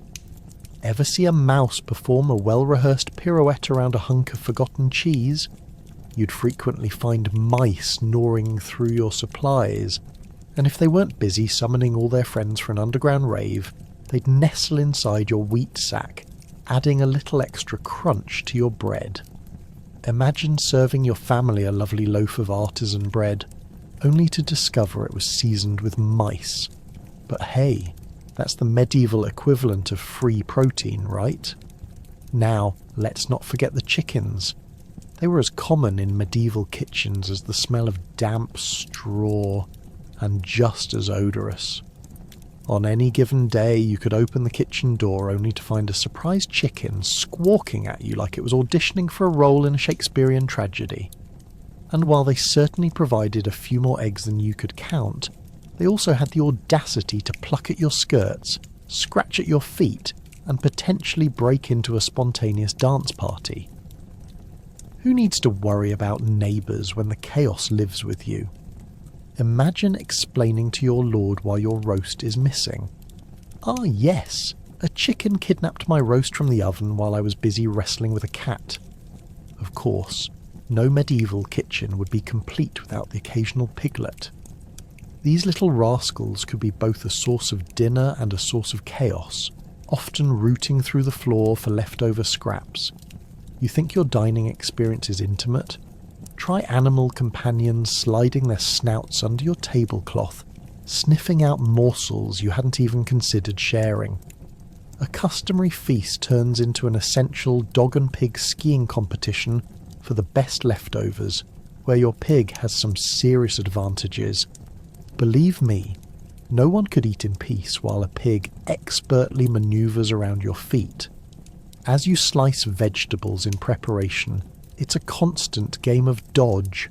There goes Fluffy, your ever-enthusiastic cat, attempting to fetch the carrot you just discarded, and right behind her, Buster, your loyal hound, legal assistant and your most persistent vacuum cleaner. You could start a betting pool on who could rescue the most morsels before dinner makes its grand entrance. The cat, with her nimble leaps, or the dog, whose eager paws were more like unwanted drumsticks clanging against the kitchen floor in eager excitement. And while your kitchen is a veritable zoo, you might wonder how you ever accomplished anything. Cooking with animals just bolstered your survival instincts, and what isn't a medieval kitchen without chaos, mayhem, and a tightrope walk of culinary creativity? Because an ambitious chef knew that the heat of the hearth wasn't just for cooking, it was also perpetually battling with the thriving life forms closing in on their food. And if you managed to prepare dinner without losing your temper, or your meal to four-legged thieves, congratulations. You've crafted a year's worth of culinary experience in one unnecessarily complicated evening, filled with laughter, frustration, and an impending existential crisis over why you ever thought cooking for an audience with paws was a great idea. So as you gather around the table, reflect on how that stew doesn't just warm the belly.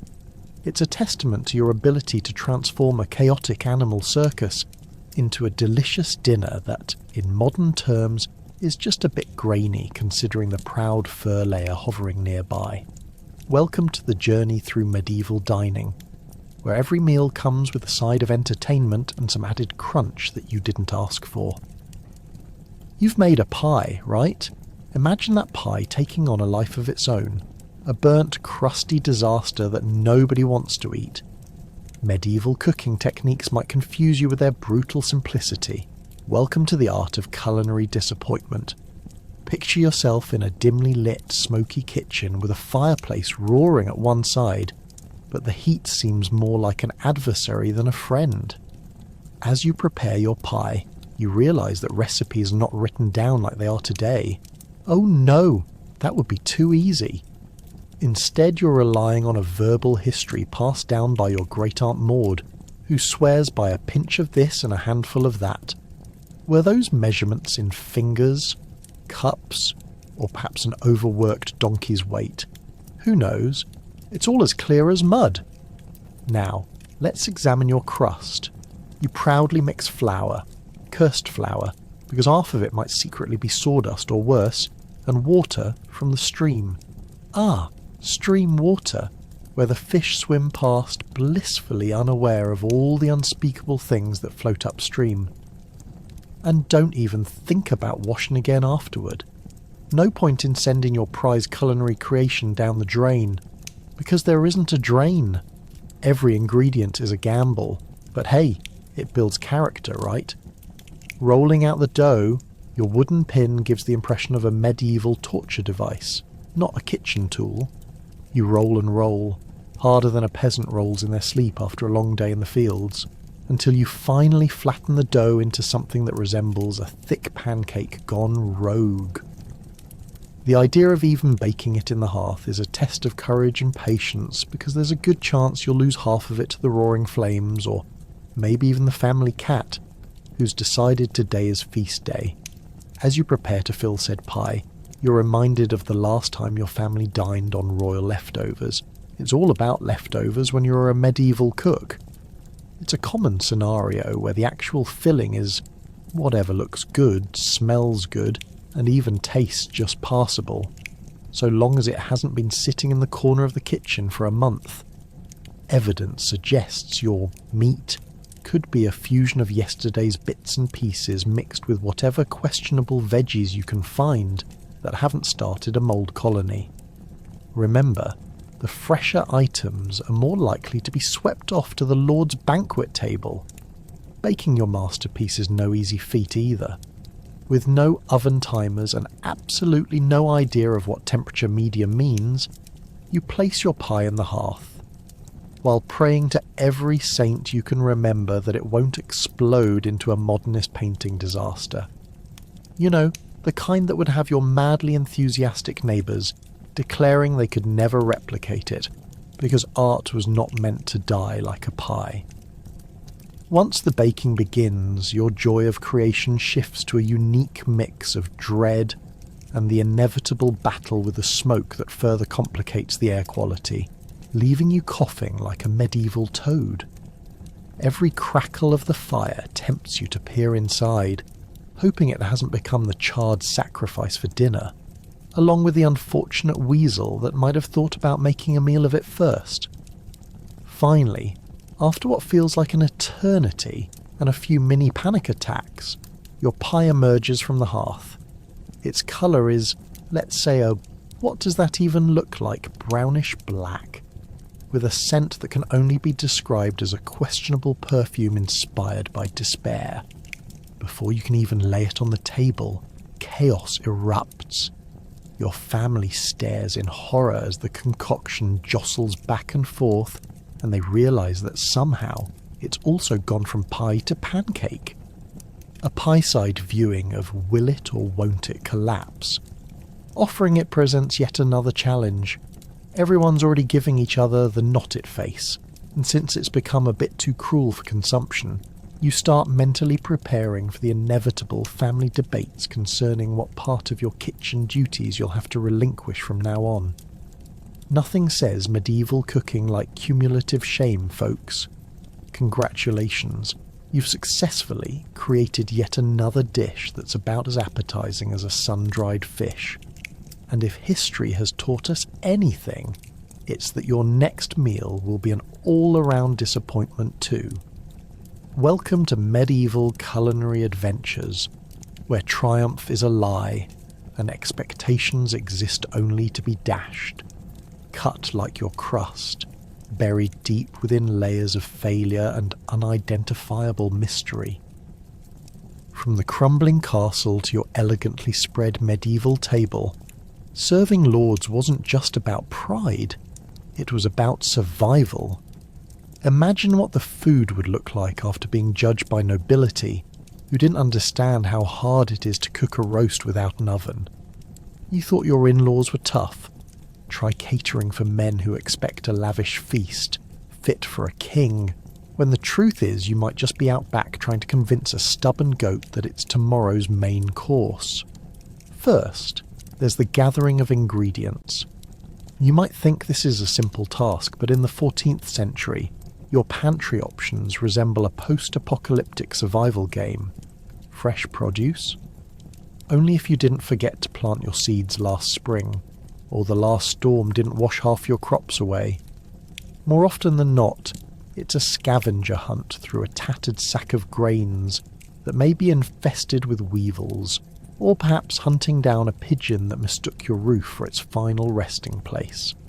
Let's face it, every time you put a meal on a noble's table, you're playing a game of culinary roulette with a decidedly blighted deck. As you prepare your meal, the kitchen is a portrait of chaos. Picture a fire that blazes like it's auditioning for a woodland creatures documentary, except the only thing burning isn't just wood. The smoke wafts through the air, turning every dish into an exercise in survival, and every chef into an accidental pyromaniac. The noble guests arrive, dressed in splendour but unaware of what's bubbling a few feet away. Does that smell like overcooked elixir of despair, they might think, as you desperately try to adjust for the fact that your roast has decided to take a dive into the soot? Oh, and let's talk about the flavours, or in some cases the complete lack thereof. Ever tasted medieval spicing techniques? Well, if you haven't, consider yourself lucky. While nobles demanded flavour explosions, you were left with no more than a sprinkle of salt and whatever herbs were still viable after a few weeks of being ignored in the corner. They'll enthusiastically proclaim that a pinch of saffron should make up for the week-old potatoes, while deep down you're terrified it might just flavour their future as court jesters if they wind up poorly fed. The revelry begins. Your lords bust into merriment and mirth, eyes darting suspiciously around the table for something that could distract them from the gruel you've prepared. There's laughter, clinking of goblets, and perhaps a whisper or two about how Lord Hargrove's pig ran away again. Clearly no one is quite ready to face what lies within the pot, but fear not. You have one trick left up your sleeve, because what's better than bland flavours from an unseasoned roast? A healthy dose of alcohol. Not just any ale, but the finest barley brew you can scare up from the neighbours is liberally poured. The magic elixir of forgetfulness that allows even the dullest meal to taste like the nectar of the gods. Eventually your luck runs out when the inevitable happens, and your royal patrons demand more. "What's in this pot?" they ask, a hint of suspicion creeping into their voices. You fumble to explain it's a traditional dish, bubbling stew of questionable origin perhaps, but all they see is a bubbling cauldron of something that's more colour than comprehension. This is the moment where your culinary talent either saves your neck or seals your fate in history as the court jester notorious for serving roast rats instead of duck. As you hover over the table, with sweat pouring down your face, you brace yourself for any squeamish reactions. Will they applaud your culinary creativity, or inquire if you've attempted to treat the pig's head more like a long-lost family member? This tension hangs over you thicker than the smoke from the hearth, and all of this plays out while the laughter continues in a crescendo that's nearing a fever pitch. So what's the takeaway from all of this? When it comes to ancient dinner parties, it's not just about the feast. It's a courageous dance through pitfalls that could leave you both celebrated or beheaded by all the lords and ladies present. So the next time you pop that frozen pizza in the oven, remember the medieval cook who turned a potential dinner disaster into a day of survival, simply through a hefty dose of wit, ingenuity, and a bit of herbal magic. And with that, they still made it to the next roast. Need a drink? Forget the golden glories of fine wines. You're in the world of questionable brews. Enjoy sipping on fermented concoctions that might not just quench your thirst, but might well land you face down in the mud. Welcome to the medieval tavern scene, where the average drink was an adventure in its own right. A thrilling gamble that might leave you grasping for clarity, or worse, staring blankly at the ceiling tiles while contemplating your life choices. Here's the catch. Drinking in medieval times wasn't just about having a good time, it was a necessity for survival, especially if you wanted to avoid the unsavoury reality of drinking the local water, an endeavour that could send you on a one-way trip down the river of dysentery. Imagine a bustling medieval kitchen, and the air is thick with the sweet and sour aroma of bubbling brews. A clever cook might try their hand at making ale, the elixir of life that warmed hearts and dulled minds. The process began with soaking barley in water until it sprouted, a bit like a culinary magic trick, only you're hoping for a good beer, not a sad little sprout. As the barley transforms, the cook casually ignores the fact that wild yeast and all manner of unsuspecting critters may also join the party. But hey, that unpredictability is half the fun, right? At this point you might be asking yourself how it could possibly go wrong. The answer lies in the fermentation process, which was less of a precise science and more of a chaotic dance with nature. A few weeks down the line, your brew might either become the nectar of the gods or a foul potion that would make your neighbour's goat pass out. One quick sip might convince you that it's exquisite, but the aftertaste could launch you into a state of existential contemplation. Think of it as imbibing a liquid that could send you running to the outhouse faster than you can say plague. Speaking of cleanliness, let's indulge in the fact that hygiene wasn't exactly a top priority in the medieval kitchen. The fermenting barrels and earthenware jugs were often given a rinse, perhaps, but the scrubbing brush effectively took a vacation.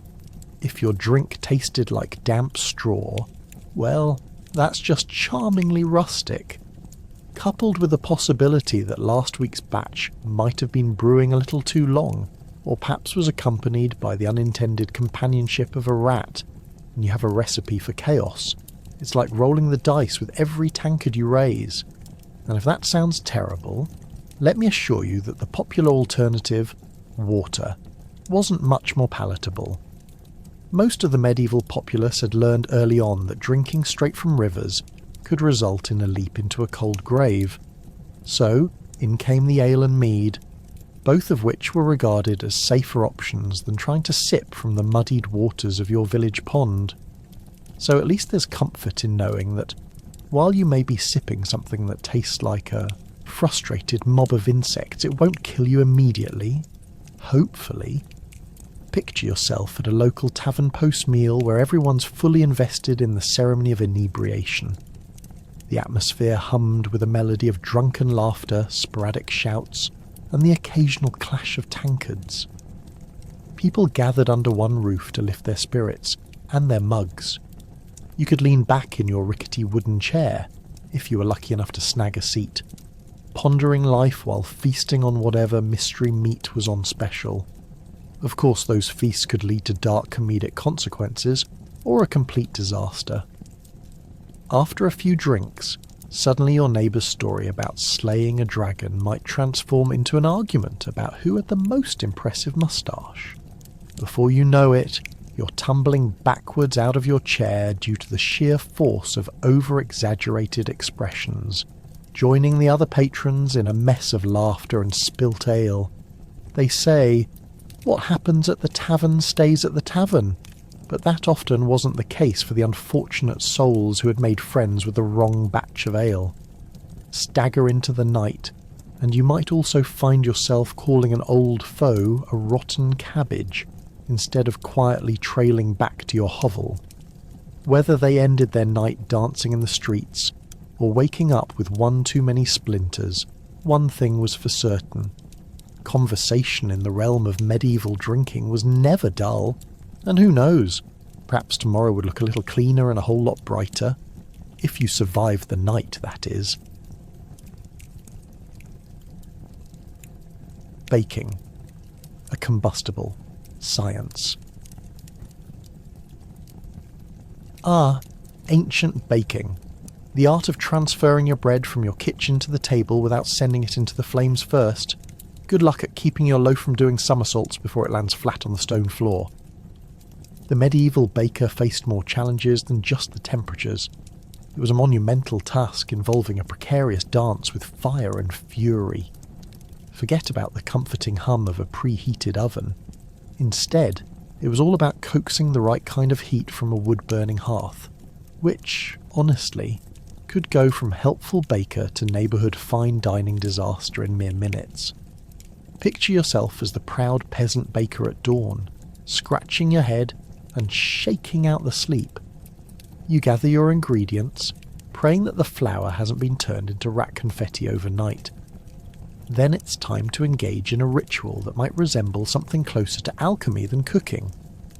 Kneading the dough means wrestling with a mixture that's likely to fight back, almost as if it has a life of its own. Ever tried to roll out a stubborn dough the consistency of cement? You might as well be attempting to subdue a rabid squirrel. Once you've managed to form your dough, with varying levels of success reminiscent of an abstract art project, it's time to let it rise. Which means finding a nook in your freezing hut that's warm enough to convince the yeast it's living the high life. But good luck with that. The average peasant home has the temperature of a meat locker in winter. You hover over your dough like a nervous parent at a school play, hoping against hope it will rise and not plummet like your self-esteem after a bad harvest. Next comes the critical juncture. The oven. Not even the ancient Greeks had it easy with their portable stone ovens. The idea of baking in medieval times was akin to playing with fire, literally. The perfect medieval oven is an oven made of stone, shaped like a giant beehive, with an entrance that looks like it could lead you straight into the underworld. You light the fire inside and wait, eagerly anticipating that sweet moment when the whole place finally reaches climate hell. If you're lucky, you won't burn the bread, at least not on top, but a well-done loaf was often just that, well done, as in charred to the point where your family may have mistaken it for a weapon. When the right internal temperature is reached, not easy to gauge with no fancy thermometers in sight, mind you, you slide in your loaf while also trying to avoid burning your face off in the process. It's destiny. To emerge in a crusty block of wonder or a disappointing brick of doom. The average medieval family may have grown accustomed to the latter, but that doesn't stop you from dreaming of the former. The moment of truth arrives, and you crack open your baking chamber like the gate to El Dorado. Will it be a loaf of golden perfection, or a malodorous mass of baked shame? The entire neighbourhood could hold its breath with anticipation while you hesitate, weighing the triumph of edible bread against the reality of the hard-earned disappointment. Even if your loaf does turn out beautifully, golden crust, lovely aroma, don't expect it to sit idly on the table waiting for compliments. It's time for battle. The display of food at the medieval feast relied heavily on pageantry and charm, so now that you have managed to conjure bread, prepare for a duel. Will it be devoured with glee, or will your stink bomb of a friend toss it out with the chicken droppings? Or worse, will your cat, sage of culinary fortune, solidly judge your attempt from the sidelines, silently shrinking your glory? Let's not forget the inevitable flies that hover over your deeply personal creation, which is now battle-ready against the feast day. Bread was a staple. A failure to bake was more than a culinary misstep. It was a strong recipe for social ostracism. No one wanted to be the baker, whose food sparked discussions of possible curses from the local witch. So in the grand scheme of it all, baking in the medieval kitchen is not just about the bread itself. It's about living on the edge of combustion, enduring the torment of anticipation, and hoping your hard work pays off. Forget about gluten-free options and exotic herbs. You've just survived a day's worth of battles to become the unsung bread hero, puttering about with smouldering ashes in your hair and slathered in sticky dough, creating the heart of a medieval meal. And when your family dines on your hard-earned loaf, sans mice, you can convince yourself that indeed you have triumphed in the hottest kitchen an unwashed peasant family ever had the misfortune to create. What's for dinner? You'd think potatoes. But in a medieval kitchen, your options are much slimmer. Think bread mixed with whatever you could find lying around, and whatever might have fallen from your neighbour's ceiling. Welcome to the world of medieval diets, where creativity meets desperation, and your dinner plate has the potential to be your greatest survival challenge.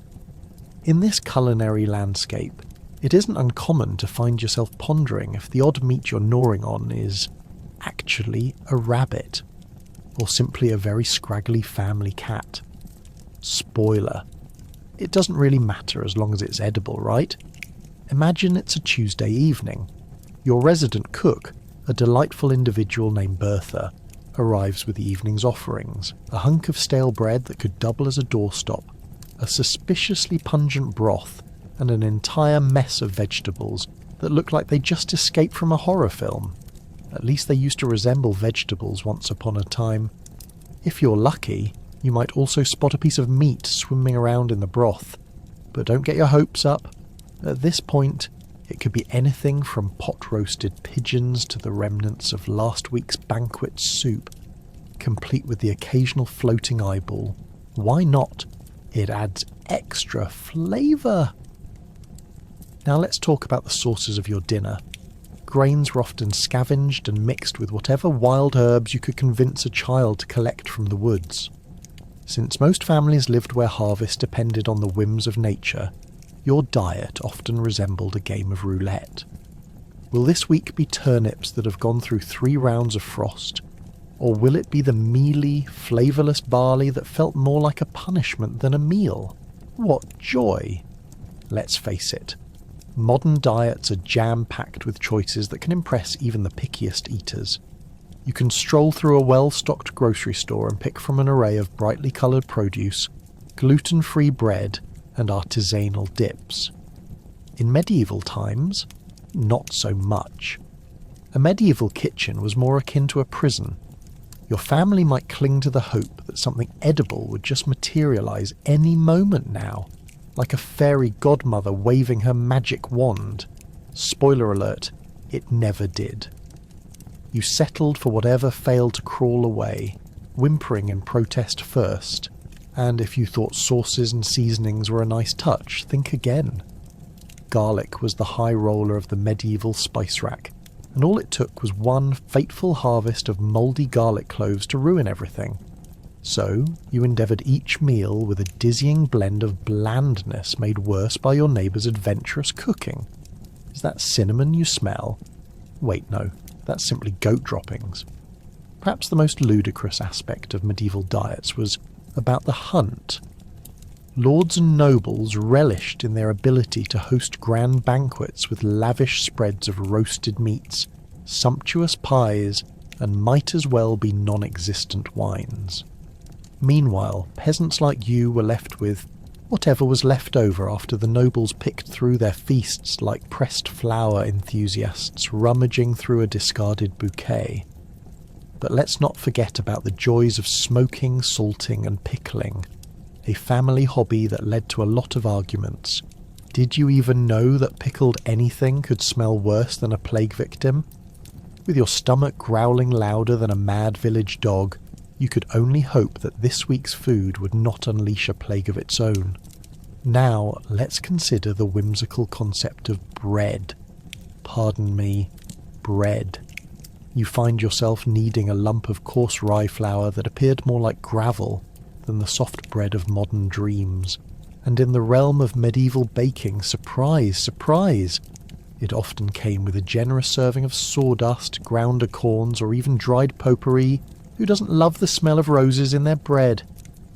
If you were lucky, you might get a loaf that had been baked just enough not to burn your tongue, but not still hard enough to lead someone to procure a dental bill that only an executioner could approve. So here you are, settling down for a meal of stale bread, and whatever the cook decided could be defined as food.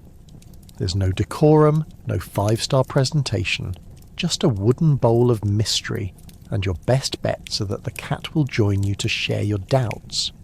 And as the evening sun sets over your muddy courtyard, you join your family in making audible sighs of acceptance. Because in medieval life, dinner never felt wholesome, but rather like making do with what little you had. You want variety? You've hit a snag. The medieval kitchen was as monotonous as it brought you the same meat over and over again. Good luck inspiring your family with your new culinary skills.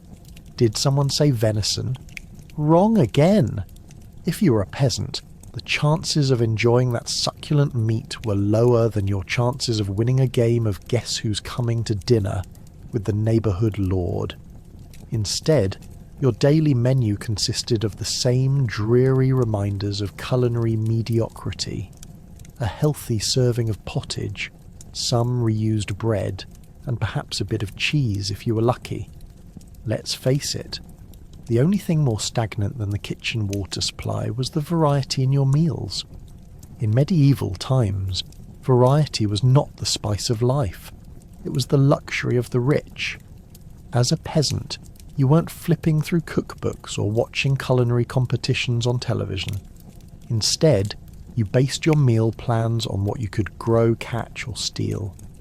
The easy answer was always to look for something growing in the field, but that field didn't always produce the gourmet produce you dreamed of. Picture this. All day long, you slog through mud and muck, digging up whatever the earth managed to yield. Turnips, cabbages, or perhaps some wild onions for that hint of flavour. Count yourself fortunate if you can dig up a bit of wild garlic. And God forbid there was a cold snap or a drought. You'd feed your family the same couple of sad root vegetables until they grew tired of their own names. Hey kids, guess what we're having for dinner? Turnips. Again. I know. You're shocked. A daily repeat of root vegetables meant that your ability to inspire creativity in the kitchen translated into how well you could dress those delightful turnips in different disguises. One night, they'd be boiled. The next, fried in a puddle of rancid oil that may have been left over from your neighbour's last disaster. With each version, you couldn't help but wonder if you were achieving gourmet status or just culinary purgatory. The few noble families that had flamboyant kitchens filled with exotic spices were the envy of any commoner. Imagine sitting through a banquet, staring wide-eyed at platters stuffed with roasted peacocks, pies of swan, and figs shipped in from faraway lands. Meanwhile, you shuffle home to your dimly lit hovel, trying to recall the last time your family enjoyed a festive feast. Even during harvest celebrations, when merriment was in the air, you'd be trying to convince your little ones that this year's turnip pie was still a cause for celebration. Because even if it was made of flour and despair, it was free. And meat, it was the holy grail of dinner. While lords feasted on sumptuous feasts resembling royal battlegrounds, you could only dream of the moment when a noble butcher would offload a bit of leftover mutton, or you might stumble upon an ill-fated rabbit caught in a ditch. And if you're feeling ambitious, well, good luck hunting down your own dinner with nothing but a makeshift slingshot. Dinner's served, honey. You might cheer and don't forget to wash it down with, what else? Stale ale for breakfast. After all, it was more reliable than hoping for clean water that wouldn't send you flying into the bushes with cholera. But this monotony wasn't just a culinary horror show. It crafted bonds of familial camaraderie. Nothing brings family together like despair. Forcing kids to put their heads together in the creative task of turning the lone hunk of meat into a weekly blessing. Stews were the ultimate team effort, allowing each family member to pitch in their contributions, whatever scraps they could find, and hold back the gag reflex at the same time. Let's not forget about herbs. Those were a rare indulgence, with the possibility of someone extracting herbs from the stew instead of the tidbits of meat. The excitement of sitting down to dinner turned into an Epicurean gamble. Learning to identify the difference between herbs and weeds was almost vital, because no one wanted to be the unlucky soul who fed their family dinner that could make them ill. Thus, the medieval kitchen became a world full of sad surprises featuring a revolving menu as monotonous as the lives of those preparing it. Your palate might have been awash in grey and brown, but at least you would be able to enjoy the odd celebratory dish every once in a while, even if ultimately made of turnips. A robust celebration for the ages, or at the very least, a well-worn reminder that as far as variety goes, this was about as exciting as it got in the culinary universe of medieval Europe. So you'd keep stirring that pot, dreaming of dates with delicious dishes that might never come to pass, always hoping another mundane meal would not betray you with its boredom. Finding a recipe in those days was akin to deciphering the Dead Sea Scrolls. Ever tried following a recipe that included terms no one could define? Medieval cookbooks are a mystery that might land you in a pot of hot water, literally. Picture this. You're a medieval cook, squinting at a page written in a language that oscillates between Latin and the obscure dialect of your village. Is it flour that you need, or just the meal of the field? Good luck with that. It's as clear as mud and equally as delicious when you finally guess wrong. Now let's discuss the measurements, if you can call them that. A handful of salt could mean anything from a precise pinch, if you're lucky, to an entire bucket if you happen to be having a bad day or trying to cure someone's meat with a death wish. A draught of ale was more of a suggestion than a quantity, often translating to whatever sloshed into your cup during the chaotic periods of brewing, meaning it might just as likely be the dregs of a 16-month-old barrel. You could end up making soup that tasted like despair, or ale that tasted like something that walked out of a swamp, in which case, no one said you couldn't add a little herb to diffuse the flavour. And what about the cooking techniques? If it was in the cookbook, it probably involved a method that could either be simplicity itself or an invitation to disaster. The word roasting doesn't just mean to cook over a fire. It could mean hang this unfortunate animal in the smoke until it's charcoal, or until the smell drives you mad. Nothing says dinner is ready quite like chewing on a piece of something that might have been a lamb, goat, or possibly your neighbour's lost cat. If you didn't burn it to ashes, congratulations, you've just entered medieval culinary arts. Speaking of ash, how do you flavour your food? Spices were the new rock stars of the medieval kitchen, if you could afford them. But let's be real, most peasant dishes were flavoured with tradition or whatever was found lying around. A dash of what you thought was thyme might actually be mouldy wood shavings, and no one cared enough to correct you. Imagine transforming your humble bowl of whatever into a fancy dish fit for a lord, only for him to bite in and reminisce about dining with King Arthur over something that looked suspiciously like grass soup. Let's not forget the presentation either. Serve your concoctions in a bowl that looks like it was shaped by 40 years of regular use, and perhaps the odd rat perched nearby. And voila, you have medieval multi-course dining. Imagine telling your dinner guests about the floofy nature of your dish, while secretly praying nobody notices the pupae dancing in their soup. Oh no, that's not a bug. You're tasting the essence of the earth. In addition, who knew that baking could be so challenging? Sure, throw your bread dough into a hot oven, but your oven might as well be a dragon's mouth. You've got a good chance of either getting bread fit for royalty or something so hard and burnt it could qualify as a medieval weapon.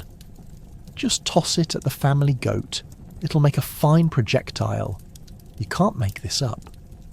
Now, when a medieval cookbook finally does hand you a somewhat coherent recipe, it's usually one that ends with the phrase "and serve immediately," which, let's be honest, is easier said than done when the fire has claimed not only your loaf of bread but also your sanity. And yet amidst the chaos there's still a certain charm to these culinary adventures. A dash of resilience, a sprinkle of absurdity, and maybe a dash of regret creep into every meal. So, as you navigate the delicious minefield of medieval cookery, just remember, any semblance of a recipe leads you to risk your pride with every meal, and all in the hopes of impressing those lords who might just have the last word in your kitchen. Now grab that unsanitary spoon and pray it isn't covered in more than just the remnants of last week's stew, because this cookbook hasn't finished with you yet. Imagine feeding your family just before the neighbouring thieves break into your home looking for dinner. What's a kitchen without a little chaos? Cook, eat, and fight. Because in the medieval kitchen, you never just served, you also prepared for battle. Picture this. You're stirring a pot of questionable stew while your children hover like hungry hawks, eyeing every spoonful as if it's the last drop of treasure on earth. Just as you're about to garnish that delightful slab of loamy bread with yesterday's pottage leftovers, loud, raucous shouts rise from outside. Your heart sinks as you see a band of disgruntled neighbours charging toward your door like it's the supermarket on Thanksgiving. Only you don't have a turkey, and their patience is officially over.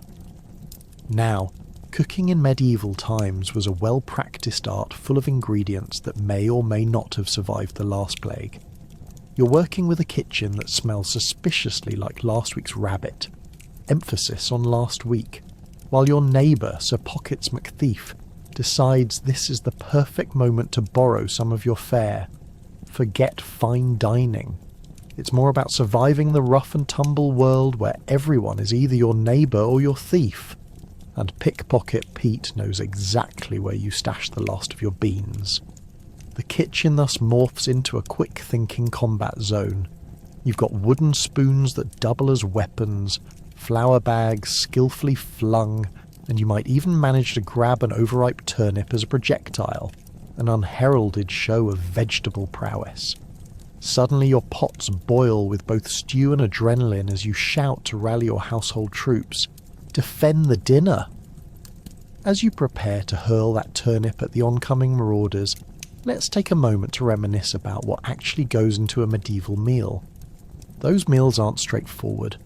They're a combination of what varied incredibly from upscale banquets, where roasted meats overflow the table, to your average peasant's kitchen, where you were happy if your stew contained actual vegetables instead of just whatever had crawled away from its previous meal.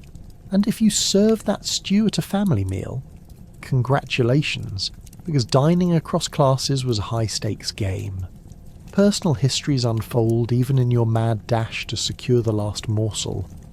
You find yourself reflecting on your neighbour John, who was once a beloved friend but now seems to have his eye set on your roasted pig again. Last month it was your mismatched socks that went missing, and now his critical gaze falls on the hunk of meat sizzling over your flames. Perhaps a borrowed loaf of bread pales against the stakes of supper when the forces of familial survival ride on the outcome. This ambush is not merely a kitchen comedy, but a downright fantastical cliffhanger where every meal is a standoff between culinary ambition and basic survival. If you survive the onslaught, you might even be treated to the rare delicacy of a week-old pie, only avoided by the help of a family pact and a good luck charm brought from your Aunt Gertrude's bizarre collection. But let's not discount the social aspect of dinner in medieval times.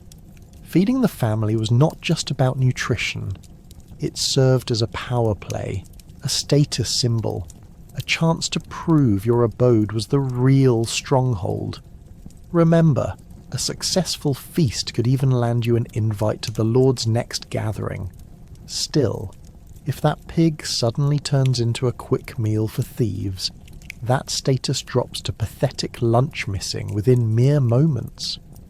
As Sir McThief valiantly breaches the door, you grab your seasoned frying pan. It may not be the castle's magic sword, but it's the closest thing you've got. Picture the chaos. Children scream and you fling pottage as your makeshift army tackles the intruder, while the best-laid kitchen plans dissolve amid clanging pots. Surely cooking was never more thrilling than this. It's a wondrous spectacle of living history, showcasing the determination, community and hilarity of what was undoubtedly a medieval kitchen showdown. With laughter echoing as you resolve to fend off that slightly demented neighbour and his band of thieves, you gleefully realise that alongside the chaos, dinner will go on. a prime example of how food can bring both joy and pandemonium to everyday survival. Because in the medieval world, a family that feasts together certainly fights for those moments too,